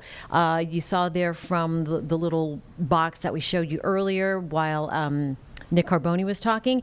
All we know is that Mooresville PD confirming police and law enforcement as well as fire rescue there on scene. A police presence here on Wood Duck Loop in Mooresville. So we are also working to gather some more information on this. But there's a live picture now with our photojournalist Phil there on scene. And after speaking to neighbors, it seems that Phil said they're camping in their backyard when someone said police were searching for a suspect. And it also appears that U.S. Marshals are there as well. So it looks like police are searching for a suspect. For what we do not know, we're still, as you can see from this live picture, Phil is gathering some information, some live video, and a story that we're going to be following throughout the morning as well. So as we bring you back out here now on Live Impact News on WCNC Plus, it is 10:11 this morning. Again, we're monitoring 2 situations here. One, the Sean Diddy Combs, the federal trial. It appears that a verdict has been reached. They are going to announce what that verdict is here shortly. And as soon as we get word, we're going to bring that to you live here on Live Impact News on WCNC Plus. The other story is a local one in Mooresville with a heavy police presence. We do know that they are looking for a suspect in Mooresville, and potential situation there where neighbors were told to go back inside the house. So with that, those 2 stories that we are just sort of monitoring very closely here from the WCNC Charlotte newsroom. We are also following a situation where our Brad Panovich weighed in and answering some of your weather questions. You know, he has that weather show now here on WCNC Plus at 6:30, and this involves the cuts to NOAA, which is a federal agency, how that affects things. And for our meteorologists like Brad and the rest of our weather impact team, we're going to start playing this for you here on Live Impact News on WCNC Plus. So let's go to our next topic. Yeah, our next topic tonight. So this story was kind of all over social media a little bit, and you saw a lot of this last week. We were seeing a lot of NOAA cuts. There's been a lot of back and forth, but this was an interesting kind of development last week. The Department of Defense terminated a contract with NOAA to provide satellite data that we use quite a bit actually during hurricane season to see basically developing systems. And it's somewhat controversial because this wasn't really a budgetary cut thing. It really wasn't anything to do with DOGE or politically motivated. This had more to do with the fact that these satellites are going to be discontinued in the very near future. And the DOD, for whatever reason, even though they're still working, decided to terminate this contract early. And so this is just another one of those things, Tim, I think that could have an impact on the upcoming hurricane season. What are your thoughts about this, and of what you've read so far? What is your biggest concern with this lack of satellite data? Yeah, it's certainly, whenever you get tools, you don't want to lose any of them, right? So kind of begs the question, what would replace it going forward, or if anything. to our viewers who might be, seeing this image on the screen, it might not look like a typical satellite that we would show you on air a lot of times. This is not actually showing you the clouds necessarily, but it's kind of more of an X-ray of the storm a little bit that kind of shows kind of that banding organization. When we talk about hurricanes, you can have eye walls, you can have a couple different eye walls actually, and sometimes the best way to kind of, cut through the noise is to look at one of these microwave images that kind of shows what's inside. So without that, we might be, left to guess a little bit more rather than have that precision view. So, Brad, when you were at AMS last week, was there anyone talking about what to do when these go away, or any other replacements, or that we're just kind of do without it? Yeah, I think the biggest thing I heard was, because I think rapid intensification is where we're going to have a big problem with these satellites. Because as you know, those microwave images, and you can really see the concentric eye walls and the bands. And one of the things, there are some other microwaves imagery from other satellites. They just don't cover the Earth as frequently as these other. I mean, like you said, you're taking tools out, so you're getting less frequent updates. I guess the other thing that would help is if we could do more hurricane hunter flights, but we know some of those have been pulled back, especially on the NOAA side. So that would be one way to replace that data, but it definitely was a big talking point out of AMS. I think the biggest thing, and this is not going to be a political debate or argument, was just there's a lot of unknowns, Tim, of like what's going to be available and what's not. We honestly just don't know in some cases. Sure. And it's, it's not unique to weather or anything. It's a lot of, segments of life. You hear about it on the tariff front or anything else. People are adapting and focusing on the changes, and we don't really know where that's going to go or how many impacts there will be. But some uncertainty is there, and I don't think a lot of us are super comfortable with that going into the hurricane season. So we'll have to see, kind of how it works out over the next couple of months. Hopefully things mostly stay the same, but without some of those tools that we're used to, we might have to go about it in different ways. Yeah, so on that kind of same vein, Tim, the NOAA budget was released, at least the preliminary budget. This is not a final draft, by the way. This is kind of what gets thrown out for next year. So there's a bunch of proposed cuts to NOAA next year, and a lot of them do end up impacting us because a lot of these centers for research are going to be impacted. So what you see on the screen is some of the cuts that, and this is complete cancellation, the coastal resiliency, navigation, ocean map and ecosystem services, coral reef conservation, ocean exploration, I'll spit it out, ocean acidification, observations, OAR and NOS, but in particular there was some tropical budget cuts to this as well, some of the research that goes into the Hurricane Center. And Tim, this is like something that has been going on, I feel like, for a long time. Since I remember the reason I'm in broadcast television right now is because when I was graduating from Ohio State, there was a hiring freeze in NOAA. I feel like every year there's something going on in NOAA because it's always weird to me that the Weather Service and NOAA is in the Department of Commerce, and when people want to make budget cuts, the Department of Commerce seems like a natural thing to cut, and not realizing all these departments are within the Department of Commerce. Yeah, that's really interesting. And it's in the Department of Commerce because weather forecasting can have benefits to the economy, right? You have good weather forecasts, you can have a good supply chain, you can have good moving of goods and services, good safety, good all these other things. So maybe that's where it comes from, but that's interesting. I didn't know that's how you got into the field, but talking to a lot of younger meteorologists who I kind of mentor a little bit now, they're dealing with these right now. The recent grads, there's not really many opportunities to get in right now with a lot of cuts, and I guess that could be the same with a lot of federal jobs, but again, more news of fewer weather services rather than more. I did hear too, like if you saw the movie Twister, right? The National Severe Storms Laboratory out in Oklahoma, right? That's on the chopping block too, isn't it? Yes, yeah, and that's the scary part because some of these centers like NSSL and down in Miami, the hurricane research, this is where like our research and development into these models and forecasting techniques come from. This is how we've gotten so good at what we do, and we are the world leader in some of these instances licenses and forecasting. So it'd be a shame to see this go away. My hope is that we've seen along the way that, people will realize, hey, we need these things, because I think it's just a line item cut. Someone with a spreadsheet goes, we need to get rid of this thing. And down the road, people, local constituents will speak up and say, hey, these are things we actually do need. We can certainly find other locations to save money or be more efficient. And certainly there's a lot of things that could be more efficient. So we'll transition now.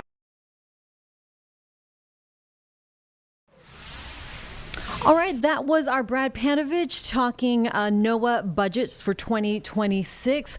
Okay, friends, I want to get to the situation here out of New York City as we are following breaking news. The verdict down from the jury handed now to the federal courthouse. And according to, I'm going to read off, I'm quoting MSNBC, okay? So count one, not guilty. That's on racketeering, conspiracy, not guilty on one of the counts for trafficking. That's not guilty on count 2. Guilty on count 3. That is the transportation to engage in prostitution. That's count 3. Count 4, not guilty. That is the sex trafficking by force, fraud, or coercion.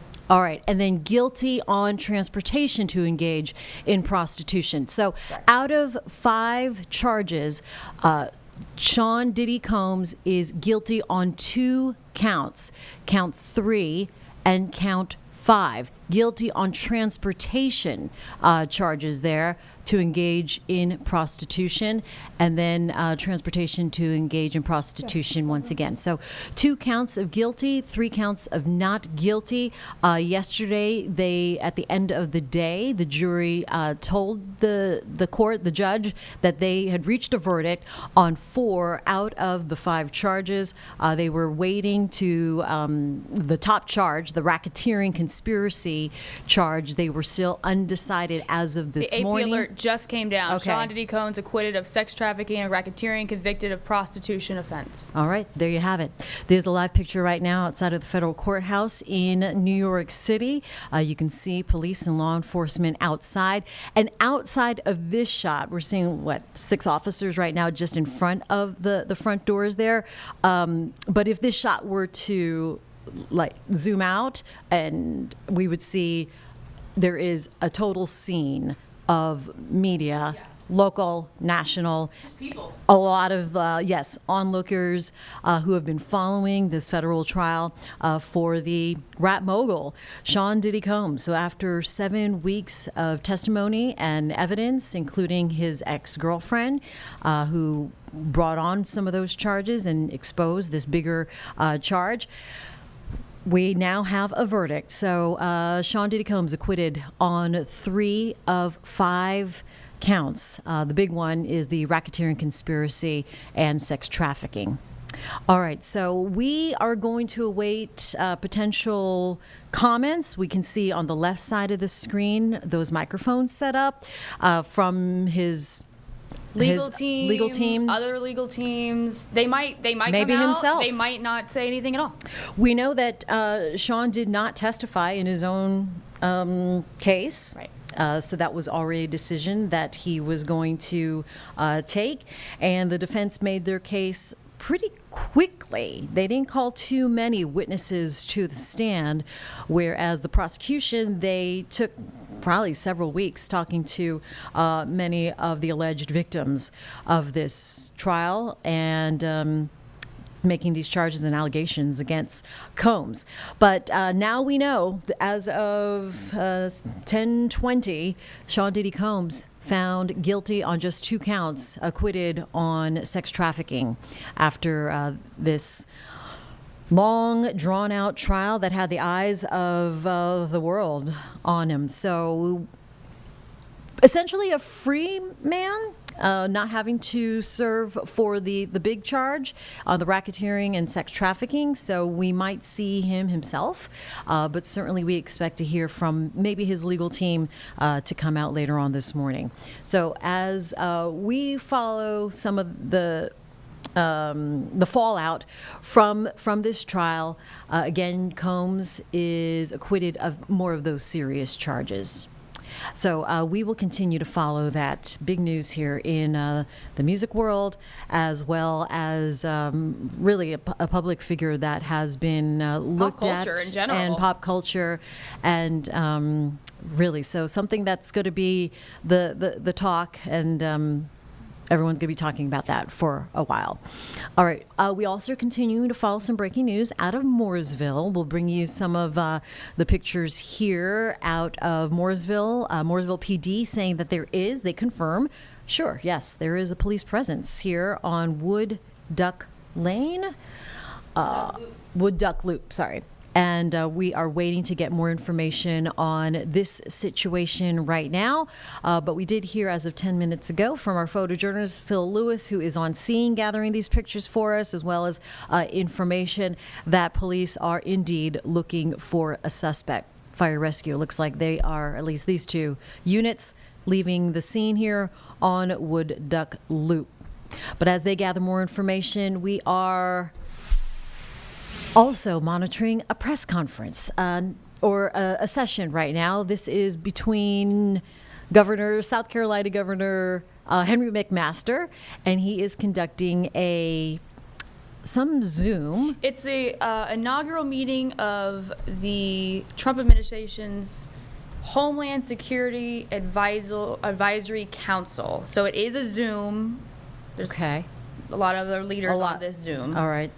And I believe it's McMaster all the way down. You could see it like on the right in front of the Homeland Security flag right there. In that room. I believe that's him. It's just very small, but it looks like his profile. All right, let's go ahead and listen in here on Live Impact News on WCNC Plus. I go back and read the law every now and then, and there, I think the president and others estimate over the last 4 years what about 20 million people came in that were not didn't come in properly. And maybe that's not as big as the real number. Maybe it's bigger, but it's a lot. But when you keep in mind that under the immigration laws, there's 675. That's the limit for regular immigration, not counting visas and other things. That's astronomical. And not only do I and others worry about the electric grid and all these things that you mentioned, but what are we going to do about that? What can we do? The border is closed. Here's a number. I saw this recently. In May of 25, the Border Patrol released 0 illegal aliens into the country. And that's a drop of more than 62,000 that they were released in May of 2024. Encounters in May of 2024, 117,905 aliens. This May is 8,725. Crazy. Well, if it had, imagine what would have happened to us, to this country, if it had kept going for 4 more years. Unbelievable. But the fact that, and that's just one thing, that's just immigration. That doesn't count all the cybersecurity and how great vulnerabilities. So we got a lot of work to do, and I know that we all appreciate having this great opportunity, and we thank you for that. Great. Well, let's go around the room. Yeah, Steve, go ahead. Sarah. Go ahead. Just start us off. To everyone who I did not have the pleasure to meet, Sarah Perkins, I'm the designated federal officer for the Homeland Security Advisory Council. Wanted to remind everyone a little bit about what we're, obviously the Secretary and the Chair McMaster made some remarks. We'll be doing about 50 more minutes of an open meeting with Mr. Pallotta online. We have live streamed to the public. Thank you to the public and any members who are joining us in a listening capacity. But I will turn it back over to you, Madam Secretary, to go around the room and have a discussion. Yeah, we'll start with Joe. If you want to give us 1 or 2 minutes on your background so that everybody in the room can kind of get to know you. I know some did last night. But... Yeah, thank you, Madam Secretary, and thank you to both you and the President for appointing me to this position, you know, when I was thinking about how I could serve, just like you said, and thank you for accepting the challenge of what the President, I think, considers as his #1 goal is immigration and protecting our country.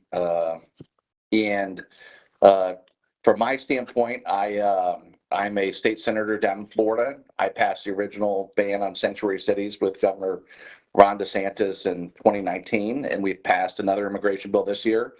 And we worked in coordination with Stephen Miller and others. It was all about the beds, bad guys, and badges. And that meant, and what we did yesterday at the Alligator Alcatraz, which, Madam Secretary, congratulations for stepping up and you and the president, we've talked about closing the borders for 50 years. I think the president has had a mandate, and you guys have actually done it just in a couple of short months. And you guys are already now going to the phase of removing some of these criminal illegals. And I think Alligator Alcatraz is the first step of that. And the fact that was able to open, your office called down to Florida, and you guys made it happen in 8 days. And we know with Florida, we have 2 other locations that are pending, but it's I just want to say congratulations on the job well done already.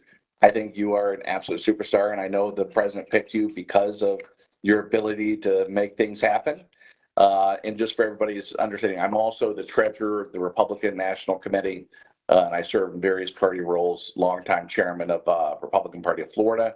And I just look forward to serving under the governor. You are a superstar too. But Madam Secretary, thanks again for the opportunity. I really look forward to doing everything I can to help you and the president make sure that we make our country safe. Good morning, Madam Secretary. I just want to start by saying it's Okay, I'm gonna make a rule. Nobody talks about me anymore. well. They talk about yourself. 10 seconds. You're incredible, wonderful. Thank you for your energy in this space. Thank you for taking the time to meet with this committee, who's going to be very involved in advising you. And I think it speaks a lot to your character, to your leadership, that you've assembled the team here that represents not only institutional knowledge, but entrepreneurial as well, which is what the government needs in order to rethink how we approach these issues. I work at the White House. I'm a deputy chief of staff. My portfolio is to oversee some of the larger events with the mayor's son here, Andrew, as a very large component of that as the executive director of the World Cup Task Force. The United States is hosting some of the largest events in the history of the world over the next 4 years, and the greatest, we mentioned this yesterday, the greatest host in the history of the world, Donald Trump, and the secretary get to showcase to the world how great America is. It's an honor to serve with you all, and I look forward to learning from you. And then also, Madam Secretary, thank you again for allowing us to be here. We appreciate it. And we have 22 million people that will come and participate in activities surrounding the World Cup next summer, it'll be the largest sporting event in world history. So, and we are going to keep them all safe. So it's going to be in 13, I think, different cities. Is that right, Nick? That's right. Across the country for a month. It's going to be the equivalent of how many Super Bowls? They say 4 a day. Yeah, 4 Super Bowls a day. So add that to your list too. Yeah. Madam Secretary, thank you very much. It's a great honor to do this, and I thank you and the president. I also think it's a very unusual time to be doing this. Even before you were chosen, even before the president won, I thought that the next administration, God willing, the Trump administration, would face a problem of the unknown. I mean, this has always been a very, very challenging job. I was there when it started. And the way the agency was put together was overnight. Yeah. It's had some very great people running it. It's had some awful people running it. But no one has had the time to really put it all together. And it's done some great things, and it's made some terrible mistakes. I thought that the president and whoever he put here would get control of the border. I was very confident of that. Much more worried about the number of people who came in, because we don't really know. And what you don't know is very hard to get intelligence about. Intelligence is based on the known, not the unknown. So if you were to say, well, how many Iranian sleeper cells are there? Honest answer, who the hell knows?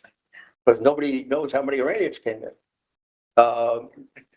We've been trying to catch up for the last year, but so you have been given probably this assignment under the most difficult of circumstances, when there's probably more unknown than known for you to operate on. I have to say that what you did in the first couple of months is nothing short of a miracle.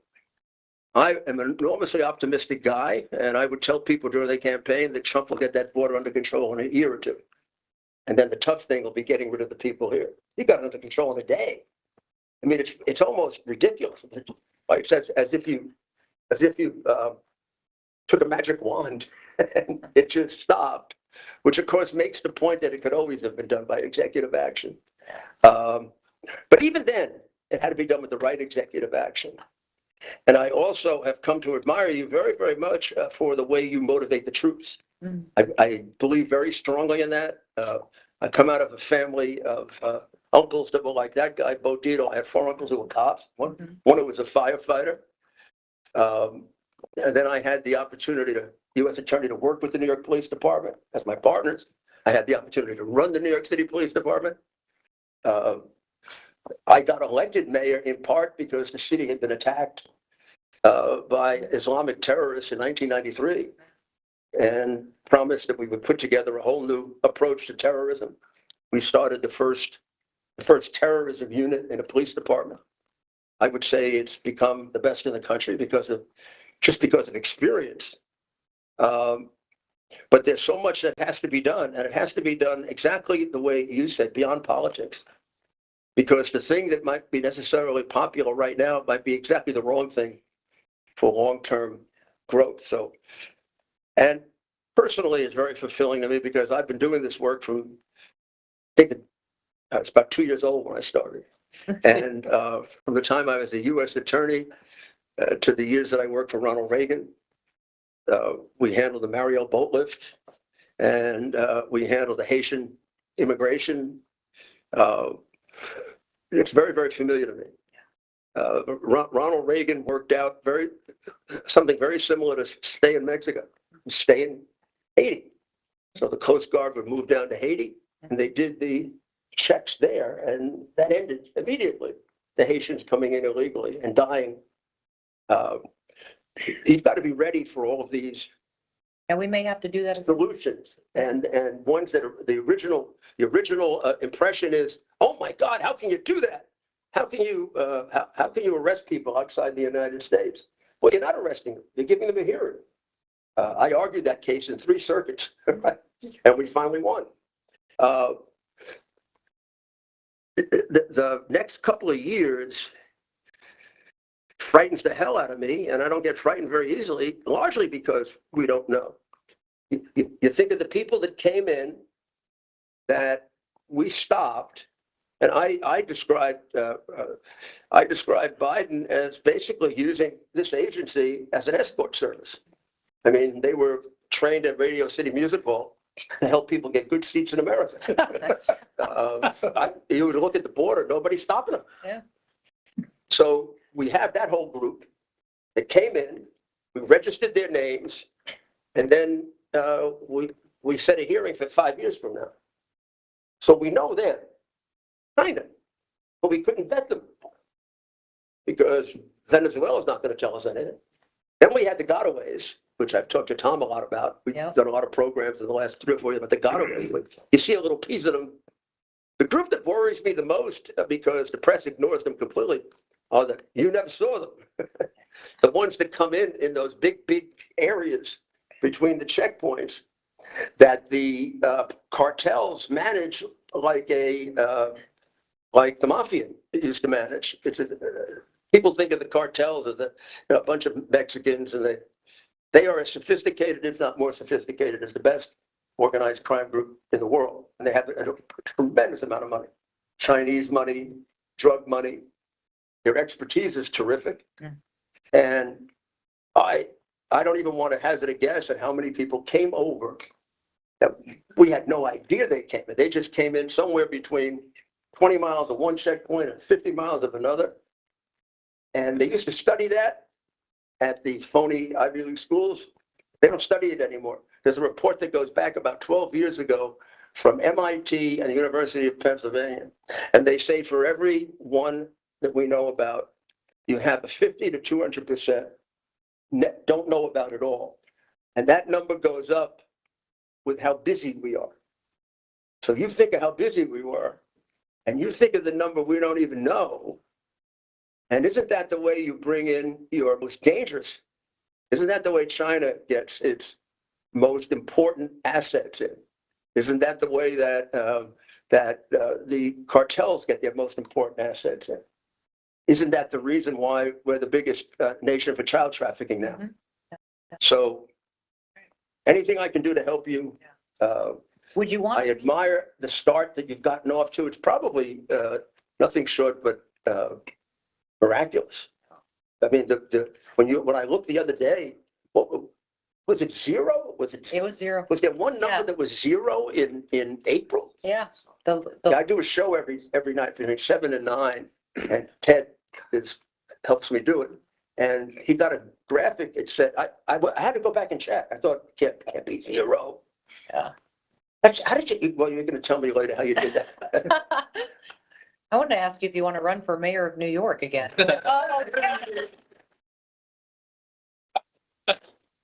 Well, my Not a no. my undercover colleague here, Bo, and I have been talking about trying to put together some kind of strategy. Yeah. If I could digress for 1 second, it's doable if there's one candidate. It's a suicide mission if there are 3. That's right. And right now there are 2 for sure against him. Curtis Leor, our candidate, and Adams, kind of our candidate, and Cuomo maybe. Mm-hmm. You can't trust anything. I've known Andrew since he's 15 years old. Mm-hmm. His mother once described him as, well, Chris was a smarter boy. And I grew up with the family, and he's a total scoundrel. But right now, I take him in a second. Yeah. I take him, Adams. That's right. I don't even care if he's a crook. Not a communist. Yeah, not a communist. And I take Curtis. But this is not an exaggerated problem. I saw the president yesterday talking about it, and you could see he was like reminding himself of how bad it was when he said almost like a question and then an answer. This is the first time we've had a real communist running. And you could see his face was like, this is the first time we had a real communist. Holy shit. Yeah. The guy's really as bad as it looks. It's not exaggerated. And the old man is like that. Yeah. Really bad. I mean, somehow we got a combination of an Islamic extremist and a communist. Mm-hmm. Our largest city. For a great city, and they're so brainwashed, they don't know what the hell they're doing. Yeah. Thank you, sir. Thanks for your leadership. Corey? Madam Secretary, Corey Lewandowski. I served as the President's campaign manager in 2016 and as a senior advisor on the last 2 races. It's a privilege to be here, and I hope to get to offer some advice and counsel as we go through this very important job. So thank you. Hi, my name is David Chesnoff. I'm an attorney. Don't hold that against me. I've lived in Las Vegas for 45 years. I'm originally from New York when it was New York. And I'm very impressed, having met people over the last 24 hours, how thoughtful everybody is that's in this room. And that's been very impressive to me. And the level of communication has been great. I want to do this because I'm tired of the normalization of anti-American philosophy that we're seeing, for example, in New York. It's frightening. To me, it's amazing that you can have the Hezbollah flag being marched within shouting distance of where the text fell. I think there's been a lack of communication to younger people about the history and the threat that is posed by the same people who brought the towers down. We have somebody running for mayor in my favorite city that applauds the very same philosophy and the same people that did that. And I think we need to send a bigger message to the American public about the danger that it poses and remind them of the sacrifices that were made by the police, the fire, and the people who died in that building. And to me, that's an important part of this mission, and I'm honored to be here, and I promise you that I will work hard and contribute whatever I can. And nice to meet everybody. Thank you. Great. We appreciate you being here with your legal mind too, because a lot of what we'll be looking at is the Department of Homeland Security has authorities that it's never utilized before. So we have the ability to do things that have never been done before. And I'll need some good minds on how to use those authorities and ways to better protect our country. I have an idea on the Haitian court decision. Do you? Good. I appreciate that. That's the kind of stuff that I need. And we've got a lot of these programs under the Department of Homeland Security that Biden utilized to let people infiltrate our country that now President Trump is ending, but liberal judges are trying to stop us. And having that viewpoint that's going to be very helpful. Thank you. Yeah. Madam Secretary, thank you for the opportunity to help you for this critical mission, critical to the future of the United States. I'm the CEO and founder of Maiden. This is America's B2B manufacturing marketplace at scale. And we're embedding finance for the U.S. manufacturer to inject liquidity at the macro level to the U.S. manufacturing sector. This will realign U.S.-China competitiveness, secure supply chains as well, and increase our posture for wartime readiness. My background is in counterterrorism. I was a counterterrorism prosecutor. I'm a soldier. And I have to bring this up because this department and you have come under personal attack on the basis of allegations of race and identity having to do with what we're doing. I'm the son of immigrants from Afghanistan. The victims are minorities. It's the minority neighborhoods that pay the biggest price for these crimes. And you are providing the safety to these immigrant communities, legal immigrant communities, and minorities. We do not support illegal immigration. And the last election showed that. Almost 50% of American Muslims voted. You've been watching live right now a meeting from South Carolina Governor Henry McMaster talking Security Council, Department of Homeland Security, and that virtual meeting. If you are just joining us here at 10:45, I'm Jane Monreal. You're watching Live Impact News on WCNC Plus. The big news right now is this breaking situation where we do have a verdict decided in the Sean Diddy Combs trial. This is what you need to know. It is out of 5 counts. Sean Diddy Combs acquitted of 3 of them, acquitted of racketeering and sex trafficking charges. He was found guilty on 2 lesser charges of prostitution. We do know the court has adjourned as we're looking live here outside of the New York Federal Courthouse. And you can see on the left edge of your screen, a bunch of microphones are set up as we are awaiting someone for either the prosecution or the defense team to come out and deliver remarks. But the verdict's seen now as a victory for Combs, who was cleared of more of the serious charges, with the judge giving a few hours before deciding on Combs' release. The judge has granted prosecutors a few hours to write a letter stating their case to deny Combs bail. Comey asking for a few hours to have their team prepare a statement. Also, we do know Combs' attorney asked the court to release Combs from federal detention, where he has been for nearly a year. Otherwise, when it comes to sentencing, because of the 2 lesser charges, he could face up to 20 years max.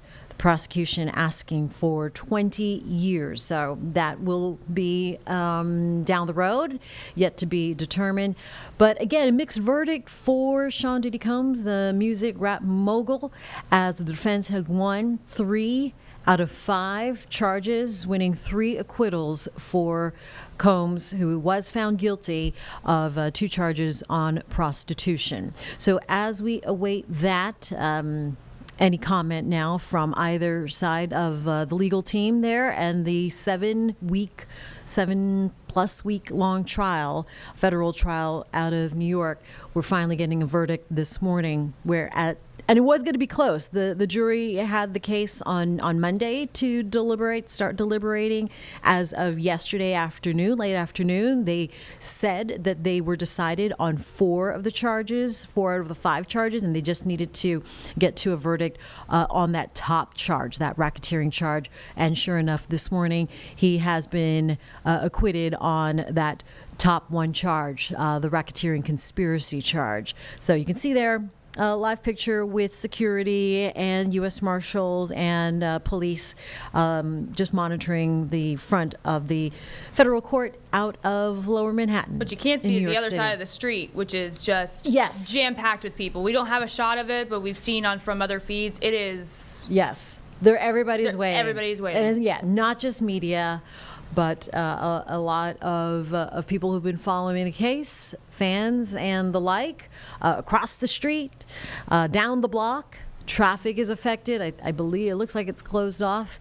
But this is the quiet part of the scene, maybe the 5-7 feet just in front of those doors to the microphone. All right, so we may or may not get comments here before we run out of time on at least this morning portion of Live Impact News, but we do have Charlotte today and then Charlotte, WCNC Charlotte coming up at midday. So as soon as the rest of our newsroom sees anything, I'm sure we're going to bring it to you live and check in on that. In the meantime, we will go back out to the McMaster meeting on the Homeland Security as they are holding this live virtual meeting. And I believe I heard some colorful language earlier. It's a live meeting, folks. This is the stream. So we just bring this to you here as it comes through the newsroom. So Your discretion advised. very good. Thanks, Carlene. Discretion advised. And here we go. Back to McMaster on Live Impact News on WCNC+. To meet a lot of people, Congressional Medal of Honor, probably only about half of them have done under their own name. And these people aren't famous in the way that they should be. A number of us went to that parade. You know, it goes by and people kind of marginally clap, right? And that is a serious problem for our country, which I've tried to talk to some secretaries of defense about. Why do the people not know who these folks are? Because these are heroes walking amongst us. And I would also just say, you've already done an amazing amount of work to reinvigorate morale here. And I know there are forward deployed people who are part of Homeland Security. I've met them. Many of them aren't working under their own name and so on and so forth. I would be delighted to help you in any way possible, figure out how to recognize those folks, because that esprit de corps that can be built is invaluable. Yeah. And there are people doing incredibly dangerous and important things, and we have to figure out how to reward them in a way that makes sense. Great idea. It's a great idea. Thank you. We do have in our different components, and you'll hear from them in a little bit, but it was what you heard a lot at the end of the last administration was that so many people were discouraged that worked in this department, were leaving. People that served in law enforcement or in the Coast Guard, Secret Service were gone. Just so you all know and have awareness, our recruitment levels are through the roof in all of our components. Got more and more law enforcement officers signing up for academy, and our academy classes are full. We've got ICE officers are at their recruitment levels, which is amazing considering what they go through. CBP is exceeding all of their recruitment goals. We've got the Coast Guard is, I think, at 108% of its recruitment goal right now. Secret Service is 200%. People signing up to serve. So things are turning around, and I think that it shows that if people are allowed to do their jobs and they take an oath and that they're wanting to be a part of what we're doing here. So I think recognizing some of those folks would be fantastic. They aren't doing it for the pay. No, they're not, but we are going to fix that too. So. We need to. That's great. Madam Secretary, I'm excited and honored to serve on this committee again. I was on ASAC under President Trump before, and then first sheriff in the country pointed to it, and the first sheriff we fired off it. So I say that for fun. But had a tour in the Army, went to Arizona after growing up in the Midwest. Been in law enforcement for the last 41 years. Been the sheriff. I'm in my fourth term as sheriff. I serve as the board chair for National Sheriff Association for the last 8-9 years. President of Western State Sheriffs, which sheriffs west of the Mississippi, about 1,200 of us, and then president of the Southwest Border Sheriff. So again, I was nominated by all 4 associations, to include major county sheriffs, to be nominated to sit back on ASAC. So I'm very honored to serve our sheriffs in this capacity and serve our communities on that. Some of the things, Madam Secretary, we stood up a border operations center that houses 100 folks. It's housed at local level, sheriff's office. The Governor Ducey helped me set this up back in the day when we saw the problems begin. Over the last 4 years with President Biden, when the gates were open on the border, and what Rudy was saying is so true, and all of us highlighting those thoughts. We arrested 4,170 people in my county just for border-related crimes. I believe it was 20 murders in my community. These are just border-related stuff, not immigration issues at all. These are all state-related crimes. Cost my county $14 million. I got zero support from the federal government. As I said in the media many times and spoke out as long as I could, Congress, who, I'm just going to say it, I'm not here to offend anybody, but 51% of Congress failed us to. And I tell Congressman, they said, oh, we don't appreciate that. Well, people decided you pick them. So bottom line is this, and the threats we saw toward law enforcement, which we're still seeing now as cartels try to find themselves. I'm a border community just south of Tucson, all the way over state of New Mexico, 83 miles of national border. We're 30th largest landmass county in the country. We got our butts handed to us, but we did not release the gates in my county. That's why you see the stats the way they are. I appreciate President Trump, Madam Secretary, what you guys are doing is amazing. It's refreshing, but the threats are still there. We buried a border patrol agent in my county during Biden's era. Not one damn federal person showed up in that funeral besides the agents themselves and our local law enforcement. We investigated that case. We saw more federal agents and local agents. We almost buried one of my deputies, almost killed. I'm a cartel member. Nobody from Washington, D.C. stood up to help us at all. Nobody. And even though I did many media, whether it's Fox, NBC, or whoever. And so it's refreshing. When I say it's exciting, it's not because I'm sitting on this steam board, because we got to get some action. And I'm seeing that from you, Madam Secretary. And I mean, your South Dakota sheriffs were very complimentary. And I told you that yesterday about who you are and true to your word. So that's why I'm sitting here. It's not about the position. It's about, can we get something done? And I want to say this as I close out too, and the fact that everybody I've met, there's a lot of influence in the room. There's so much influence in this room, and you ought to be proud of who you are. But like I told the father next to me, he has the most influence. Thank you. Thank you. Thank you. Thank you, Madam Secretary. I'm Father Alexei Walternist. I'm a Melkite Catholic priest. I also am a co-founder and president of Athos' public relations and public affairs firm. Previous to all that, I was the assistant secretary here at DHS for public affairs.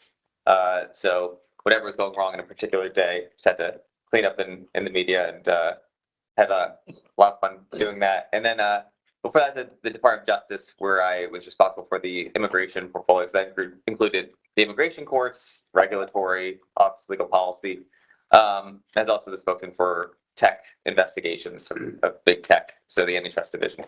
So I'm honored to be here, and I also have to say I'm especially glad to be here. I was diagnosed with cancer last November, and you were all the first hall pass I got from my doctor to go to the public. So I'm glad to especially spend it all with you. Yes.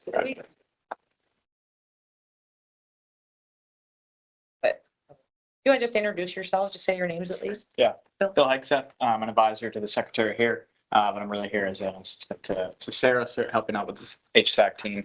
So seeing me at following meetings, but met many of you over the last 24 hours and can't wait to meet many more times. The secretary has done a fantastic job leading this, so thank you all for your presence today. Steve Munoz, one of the deputy chiefs of staff. We'll let those guys introduce themselves maybe when. Yep.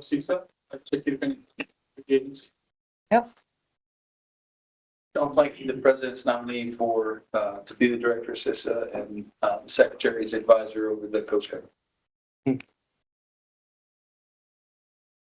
Bobby Panzabek, I'm chief of staff for Father Alexei Walternist. Danny Bradshaw, I'm commander for Cochise County. I work for Mark Adams. Patty Goodman with Mayor Rudy Giuliani. I introduced myself last night, Under Secretary. Bill Guy, I'm one of the deputy chiefs of staff to the secretary. Craig Walker, I'm Governor McMaster's chief of staff. Cody Sims, Governor Master's director of federal affairs. Go next. Good. Sure. Mark Andreessen, I'm representing the People's Republic of California. I'm lived my life in high tech, and so for 30 years I've been a founder, an engineer, and most recently investor, venture capitalist in high tech. in Silicon Valley. The good news is the U.S. remains the leader in World High Tech. The bad news is we do have competition, and some of that competition is external in the form of China, and some is internal. And so my firm is deeply devoted to the national interest and to national security. We work very deeply in defense and intelligence for a very long time, and I'm thrilled to be here and hope to contribute to the mission. Madam Secretary, good morning. Good morning, all of you. Steve Kirby from South Dakota. I met Christy 17 years ago when I was called to someone's house to get a legislative update. Christy was in the House at that time, and I got the first meter. You've come to know Christy as we've known her in South Dakota. She's had some, like all of us, political enemies. They all have been invited to go pheasant hunting with her, but they didn't know a one-way ticket. Those pretty soon went away, but a terrific leader of our state. And I saw Tom Homan recently, and I told Tom that between him and Christy, there's more testosterone than any other cabinet. We are very fortunate. So Steve is one of my mentors, but I've run 13 campaigns and won them all. And I've won 13. And with Steve's always constant. Hi, everyone. Coming up on 11 o'clock on Live Impact News on WCNC Plus. We are extending our coverage right now until about 11:30 as it has come down. A verdict reached in the Sean Diddy Combs trial. This came down about 40 minutes ago. Out of 5 counts, Sean Diddy Combs convicted on 2 charges, the prostitution charges you can see on your screen, 3 and 5. However, he was acquitted of 3, the major charges, more serious charges, if you will, including that racketeering conspiracy charge, not guilty. That's what the jury was holding out on yesterday, at the end of yesterday afternoon. And so now that has come down this morning, this verdict in from New York City, as we are taking a live look just outside of the federal court, waiting for either side, prosecution or the defense teams, for this trial that has been going on for 7 weeks now, to come out and make comments potentially.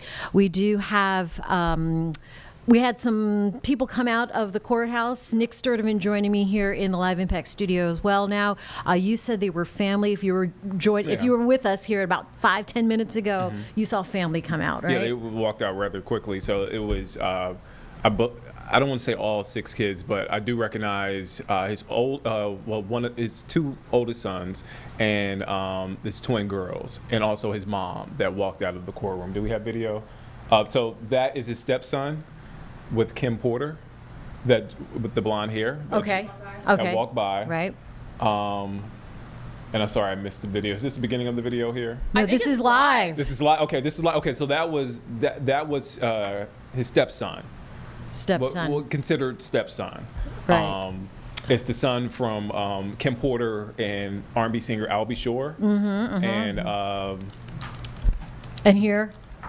I don't recognize that gentleman right there. Yeah, I don't either. But we've just been seeing people just come out, kind of trickling out. The judge adjourned the trial as we're waiting for what will happen as far as Combs being released, because he has already served nearly a year now in the federal detention center.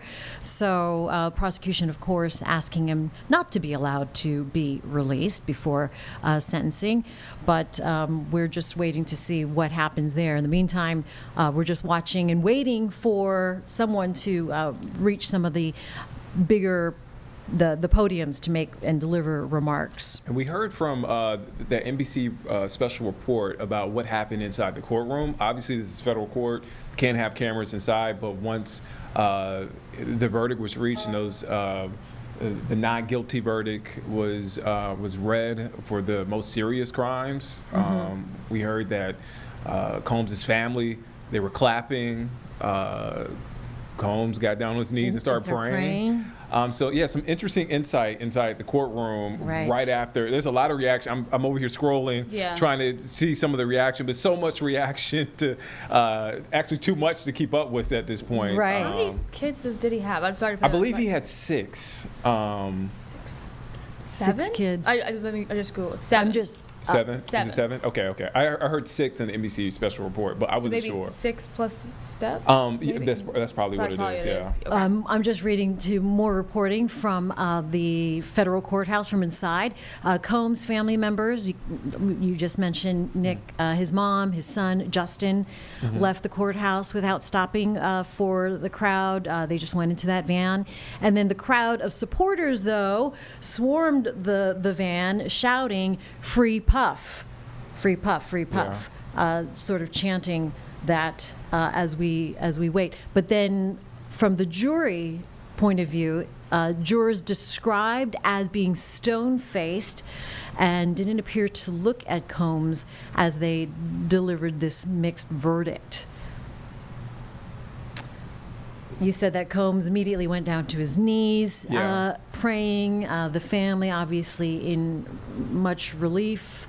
I mean, it's not a complete, get out of jail ticket No. either. But yeah, those serious charges were the ones that they were really worried about. And I believe, from what I read before I got back here, NBC News is reporting that the prosecution is still going to ask for, well, one, that he stays in jail, and 2, they're still going to ask for him to serve 20 years, which I don't know how realistic that is. I don't even think we have a date for sentencing. No. At this point, but yet. As far as his family and Diddy's lawyers and he is concerned, I mean, he beat the most serious crimes. Right.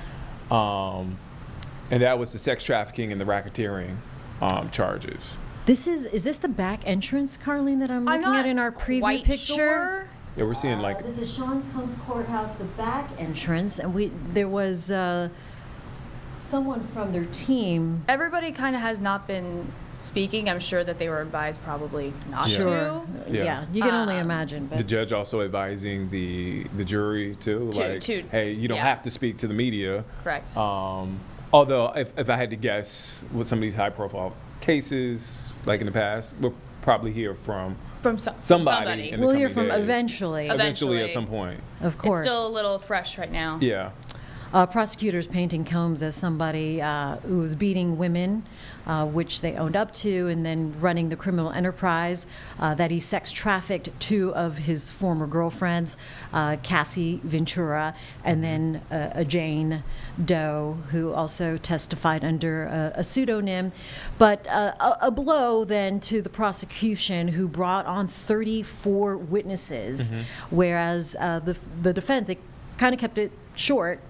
They did not put Combs on the stand at all, and seemed to be a move that worked in their favor. I mean, the defense is saying, like, and they have said from the reporting I've seen, I'm not actually, haven't been in the courtroom, but I've been following a little bit of this trial, but they said, hey, he is an abuser, he is a drug addict, he is a flawed individual. So they've leaned into that, I want to call it narrative, but I guess Right. reality. A little bit of that, yeah.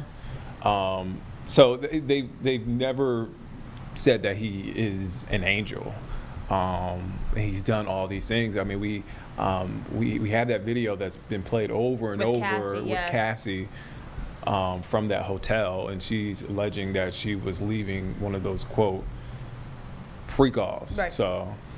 Yes, that has been a term now that's now in our pop culture vernacular. Right, and I what kind that of paused means. saying that because I'm like, are we still using that term? But I guess we are. At this point, it's been in the headlines that Yeah. it is what it is. Because you try to be as respectful to the victims as possible, yes. but Right. that's the term that we know it as. Unfortunately so. I want to bring up this graphic that's really just shows you the detailed charges and verdicts, as there were 5 counts. The prosecution was looking to find him guilty, but they have 3 out of 5. the defense team rather, finding him not guilty of some of the more serious charges. He was acquitted on racketeering conspiracy, and with the 2 prostitution charges where he is guilty, the jury found him guilty. That looks like the prosecution asking for 20 years. Max. Max. Yeah. 10 on each count. 10 on each. Now we're waiting because we're waiting to see if they'll release him before the sentencing, correct? Like the judge, that's a couple hours from now, the judge asks for the prosecution for a statement. Yeah, here's what NBC has. The judge granted prosecutors a few hours to write a letter stating their case to deny Combs bail based on the Mann Act conviction. Comey asked, and I believe, Maureen Comey is the prosecutor, yes. Asked for a few hours to prepare their argument, and the judge agreed to take submissions on the matter from both the government and the defense at 1 p.m. Okay. So I don't know if we will have a decision by 1 p.m. or if that's if that's just the time they have to put the paper in. Right. Or if there are any comments that will be shared with us before 1 o'clock. Also, this just coming in, Cassie Ventura, who I just mentioned, was one of the 2. The lawyer representing Cassie Ventura, Doug Wigdor, just told reporters outside of the courthouse that his team is pleased that Combs has, quote, finally been held accountable. Of course, we would have liked to have seen a conviction on the sex crimes and the racketeering, but we understand that, quote, beyond a reasonable doubt is a high standard. So they're just pleased that he is still facing substantial jail time, yet to be determined, as his sentencing has not been announced, but they are somewhat satisfied with some accountability from Combs when it comes to Cassie Ventura. We actually have that sound if we want to go ahead and play that. Okay, you want to cue that up? And this is Cassie's lawyer, right? We believe this is somebody talking outside the courtroom. Okay. We believe it is, but let's take a listen. Okay. Something, which is something that hasn't happened in his lifetime, and we're hopeful that ultimately he receives a substantial sentence for what he's done. And we're pleased that Cassie's brought to light everything that has happened in this trial. I just spoke with her and with the U.S. Attorney's Office team, and she's in a good place. She's pleased that, again, that the jury has found him guilty of these 2 federal crimes. What was her reaction? And I've issued a statement as well on our Twitter as well. Her reaction is what I just said. Her reaction was that she was pleased that he's been found guilty and held responsible of 2 federal crimes, something that he's never been held responsible in his entire life. And she's happy that in November of 2023, she came forward and shined a light on this and brought other people forward who have various civil claims, and so we'll see what happens with the sentencing. All right, Counselor, thank you very much. Looking in this direction, you said that same thing, sorry. Oh, I can't repeat it again, but yeah, please. Sorry. So, what was the question? Your reaction to what happened. The reaction is that we're pleased that he's finally been held responsible for 2 federal crimes, something that he's never faced in his life. He still faces. Okay, so again, Cassie Ventura's legal team showing that they are quite pleased with what happened, at least facing some charges, although acquitted on more of the serious charges. And they've been there for most of the trial, if not every day of the trial, I believe, for her legal representation. Obviously, she testified. And just going back to when that verdict was read, according to NBC News, Combs was, and I mentioned this before, he was on his knees in the courtroom with his head down in the chair, seemingly praying after avoiding life in prison on the highest charges in his case. His family stood in the background, clapping and cheering. The defense attorneys hugged each other, and Combs hugged lawyer Brian Still. So, yeah, I mean, his team obviously looking at this as a massive victory. This verdict, not perfect, not in his way completely. Interesting, though, that both parties are really just sort of, saying we got something. We're good with this. And this all started with Cassie. With Cassie. Yeah. Cassie. Yeah, So- the video. And Yeah. her testimony Yes. was graphic, to say the least. Yeah. Just having to go there and describe what Right. they did, and yeah, the whole freak off situation. So interesting that everybody is claiming a little bit of victory right now. As we are looking at some live pictures outside of the federal court, where looks like So one that person man, from I the team. think I see. Yes, He you see him left all the time. Yeah. He left. He left. He and left now through he's the gone. back He left from the entrance. Okay. back side, and now he went to the front side.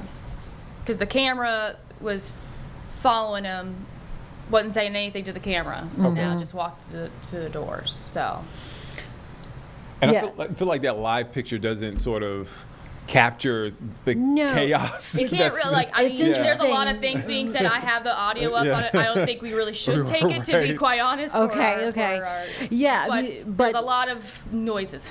So from, say, this shot here, Yeah. the front entrance, like right across the, not even right across the street, but just outside Like right there on that of this sidewalk. frame, it's a sea of people and Yes. cameras Mm-hmm. and individual media outlets, field anchoring, Yeah. if you will, have been following this case for the last couple of months. There's a metal barricade as I'm reading.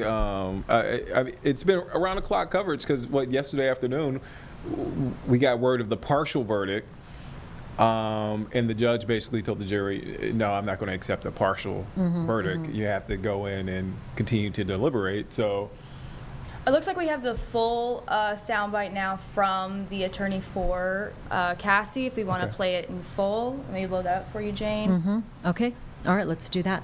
Responsible for something, which is something that hasn't happened in his lifetime. And, we're hopeful that ultimately he receives a substantial sentence for what he's done. And, we're pleased that Cassie's brought to light everything that has happened in this trial. I just spoke with her and with the U.S. Attorney's Office team. And she's in a good place. She's pleased that, again, that the jury has found him liable, actually guilty of 2 federal crimes. What was her reaction? And I've issued a statement as well on our Twitter as well. Her reaction is what I just said. Her reaction was that she was pleased that he's been found guilty and held responsible of 2 federal crimes, something that he's never been held responsible in his entire life. And she's happy that in November of 2023 she came forward and shined a light on this and brought other people forward who have various civil claims, and so we'll see what happens with the sentencing. All right, Counselor, thank you very much. That looking at this direction, you said that same thing, sorry. Oh, I can't repeat it again, but Yeah, please. sorry. So, what was the question? Your reaction to what happened. The reaction is that we're pleased that he's finally been held responsible for 2 federal crimes, something that he's never faced in his life. He still faces substantial jail time. Of course, we would have liked to have seen a conviction on the sex crimes in RICO, but we understand beyond a reasonable doubt is a high standard, and we're just pleased that he still faces substantial jail time. All right, thank you. Thank you very much. How much time? Doug Wigdor, W-I-G-D-O-R. Well, each is cases up to 10 years on each. I'm not sure what the sentencing guidelines are given the various different things, but I'll leave that up to the government and to the defense to argue. But I feel confident in saying he still faces substantial incarceration. How would you feel if he walks out on bail? Well, that's up to the judge. I don't have a personal vested interest in this case. Whatever the appropriate thing to do under the law is what should be done. And at the end of the day, he needs to be sentenced pursuant to the guidelines and pursuant to what the law is. My understanding of that is that he faces significant incarceration. So thank you very much. Thank you.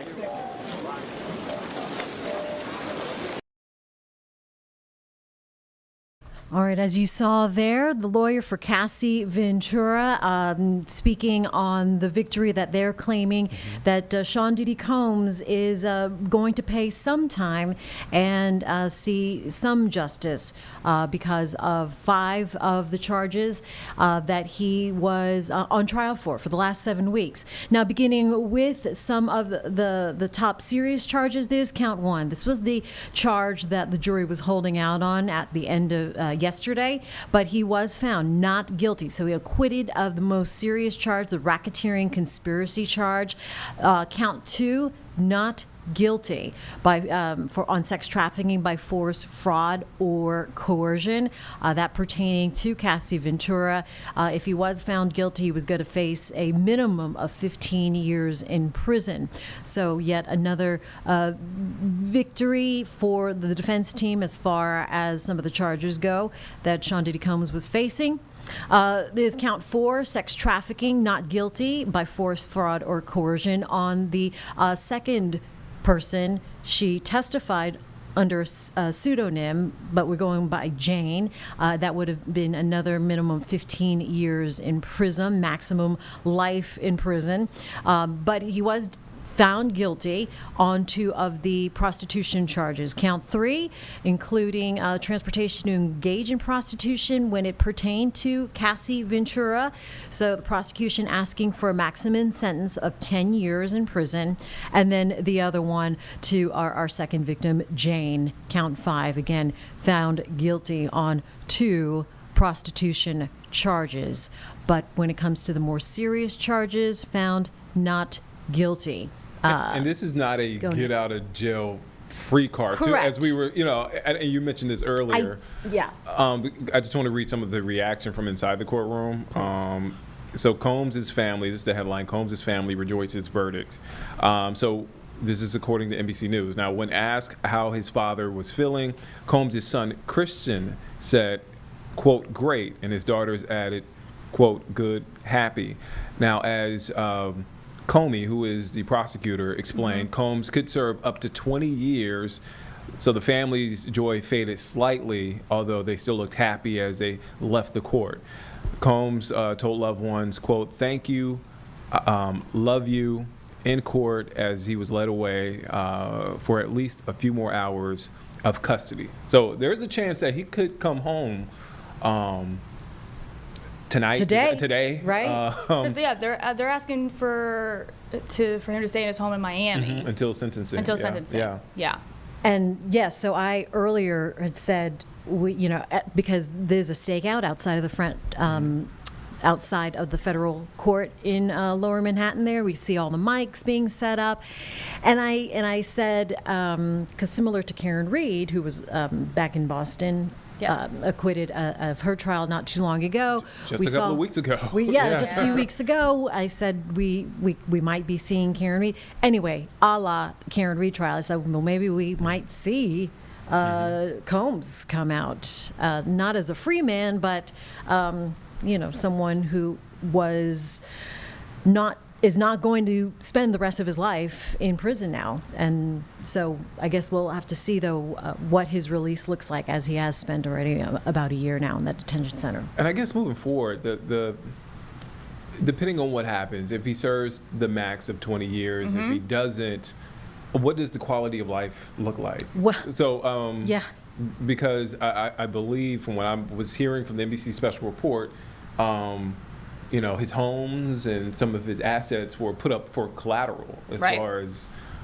his defense. Paying for this. So, what does that quality of life looks like? What does that look like? He's not in charge of Revolt TV. He doesn't have the same power as far as in the music industry that he once had. He has the name recognition, but what is that quality of life? He doesn't even look the same according to looking at the sketches. He's gray. Yeah. Right. So that's an interesting sort of thing to how think much about. is still to his name? I guess is more of the question. Now, after all of this, kind of what's left. Right. Right. Yeah. Interestingly enough, I'm just reading this from the log where people in the music industry were weighing in, and it just disappeared on me. But Yes. one saying that he actually could make a comeback, maybe after a couple of years. I don't know if that adds to any kind of street cred or. Yeah, you just never know. You never know. Yeah, the music industry looks different from what it did 10, 20 years ago. When it came to certain crimes and allegations. So, I mean, again, that just raises the question of what his career looks like. What happens next? Because even if he serves 20 years, right? And again, that's the maximum, right? Diddy is in his 50s. He's in his mid-50s. That's true. He's not a spring chicken, exactly. So he would be, it's not like Jelly Roll, who Yeah. was in prison or jail doing some time and As a trying young to, man. as a young man, rapping and speaking of the life and coming out hard like that. So he serves, if Diddy serves 5 years, 10 years, he would be a senior citizen by the time he got out of. And I'm not saying that would, impede his career, but I mean, it looks different. Who knows? It looks different. I mean, because this picture here is before. Yeah. It's a few years. Yeah, Not what he looks like now. he is life. We didn't have any cameras in the courtroom, obviously, because it's federal court, but we saw courtroom sketches. I mean, quite a considerable amount of gray in his hair and, that sort of thing. Obviously, he's been in prison, so I don't know exactly what the upkeep is like, but he looks a world of different from making the band, And we could see him today. Yeah. We could.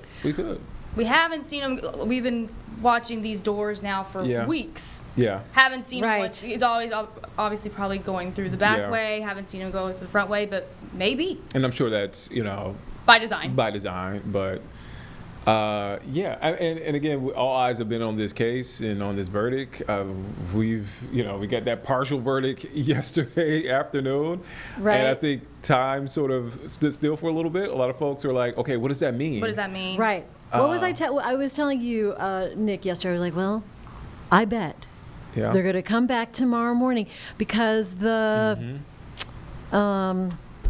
judge said to the jurors, listen, you've only been at it for 2 days. Yeah. So this is kind of early considering the weight of this trial. Don't give up yet. It wasn't a long deliberation. No, they started. They were given the case Monday. Had a full day Monday. Had a full day yesterday. At the end of yesterday, they said that they have reached a verdict on 4 of the 5 charges, but it was that top charge, count 1, that they were still undecided on. And you can tell that after, as we're getting descriptions of how jurors are not looking at Combs when they were doing the mixed verdict reading, that it wasn't easy. It has not been an easy jury to serve. And seeing some of the discourse on social media, like I follow a lot of the discourse in this trial, but specifically from yesterday and what some of the legal experts have said this morning before we got this verdict, I think they thought some of those crimes, a lot of that was going to be guilty. Right. A lot of those charges were going to be guilty. So they, from what I was hearing, is like, okay, this doesn't bode well for the defense. But, the 2 most serious crimes, sex trafficking and racketeering, not guilty. It's also important to point out, the legal battle for Diddy's not over. There's still dozens of civil lawsuits against him. So this is not over. Yeah, he's not serving life in prison, but he still has an uphill battle. Right. So. Quick note while I've got it in front of me from James, because this is not the only trial that people are looking at. Today at 1 p.m. is the plea hearing for Brian Koberger. Yeah, that's right. Out of that's right. Idaho. Yes. He's accused of killing the 4 college students. Yesterday we learned that he was going to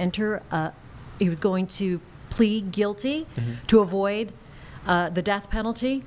And so that is one of the other hearings that we're monitoring, but he should officially turn in that plea deal or the plea at 1 p.m. today. So I know Sturdivant, that's your stream, but do we have somebody, is this a supporter or listen in here. It looks like we have some sort of reaction. I don't believe she's. It doesn't appear. It doesn't appear. Yeah. You want? But it looks like It just seems like the reporter's asking, what do you think about just what just happened? Right. It just seems some sort of spectator. Let me just listen in. That he was overcharged. I'm not a P. Diddy fan. I actually went into this trial thinking he was guilty. Thinking he was absolutely guilty based on the things that I have heard. And from the first day, from the first 3 witnesses, starting with the security guard to Cassie, it just made me realize that there was something more going on here. And I feel like they should have charged him for what he was guilty of. And what he was guilty of was domestic abuse and assault. That's what I seen anyway with my own 2 eyes with the Intercontinental video. And just for my own curiosity, are you a citizen journalist then? Do you? I am not a journalist. I'm just a regular public person. I'm actually from Pennsylvania. Like I said, I've been interested in trials for a long time.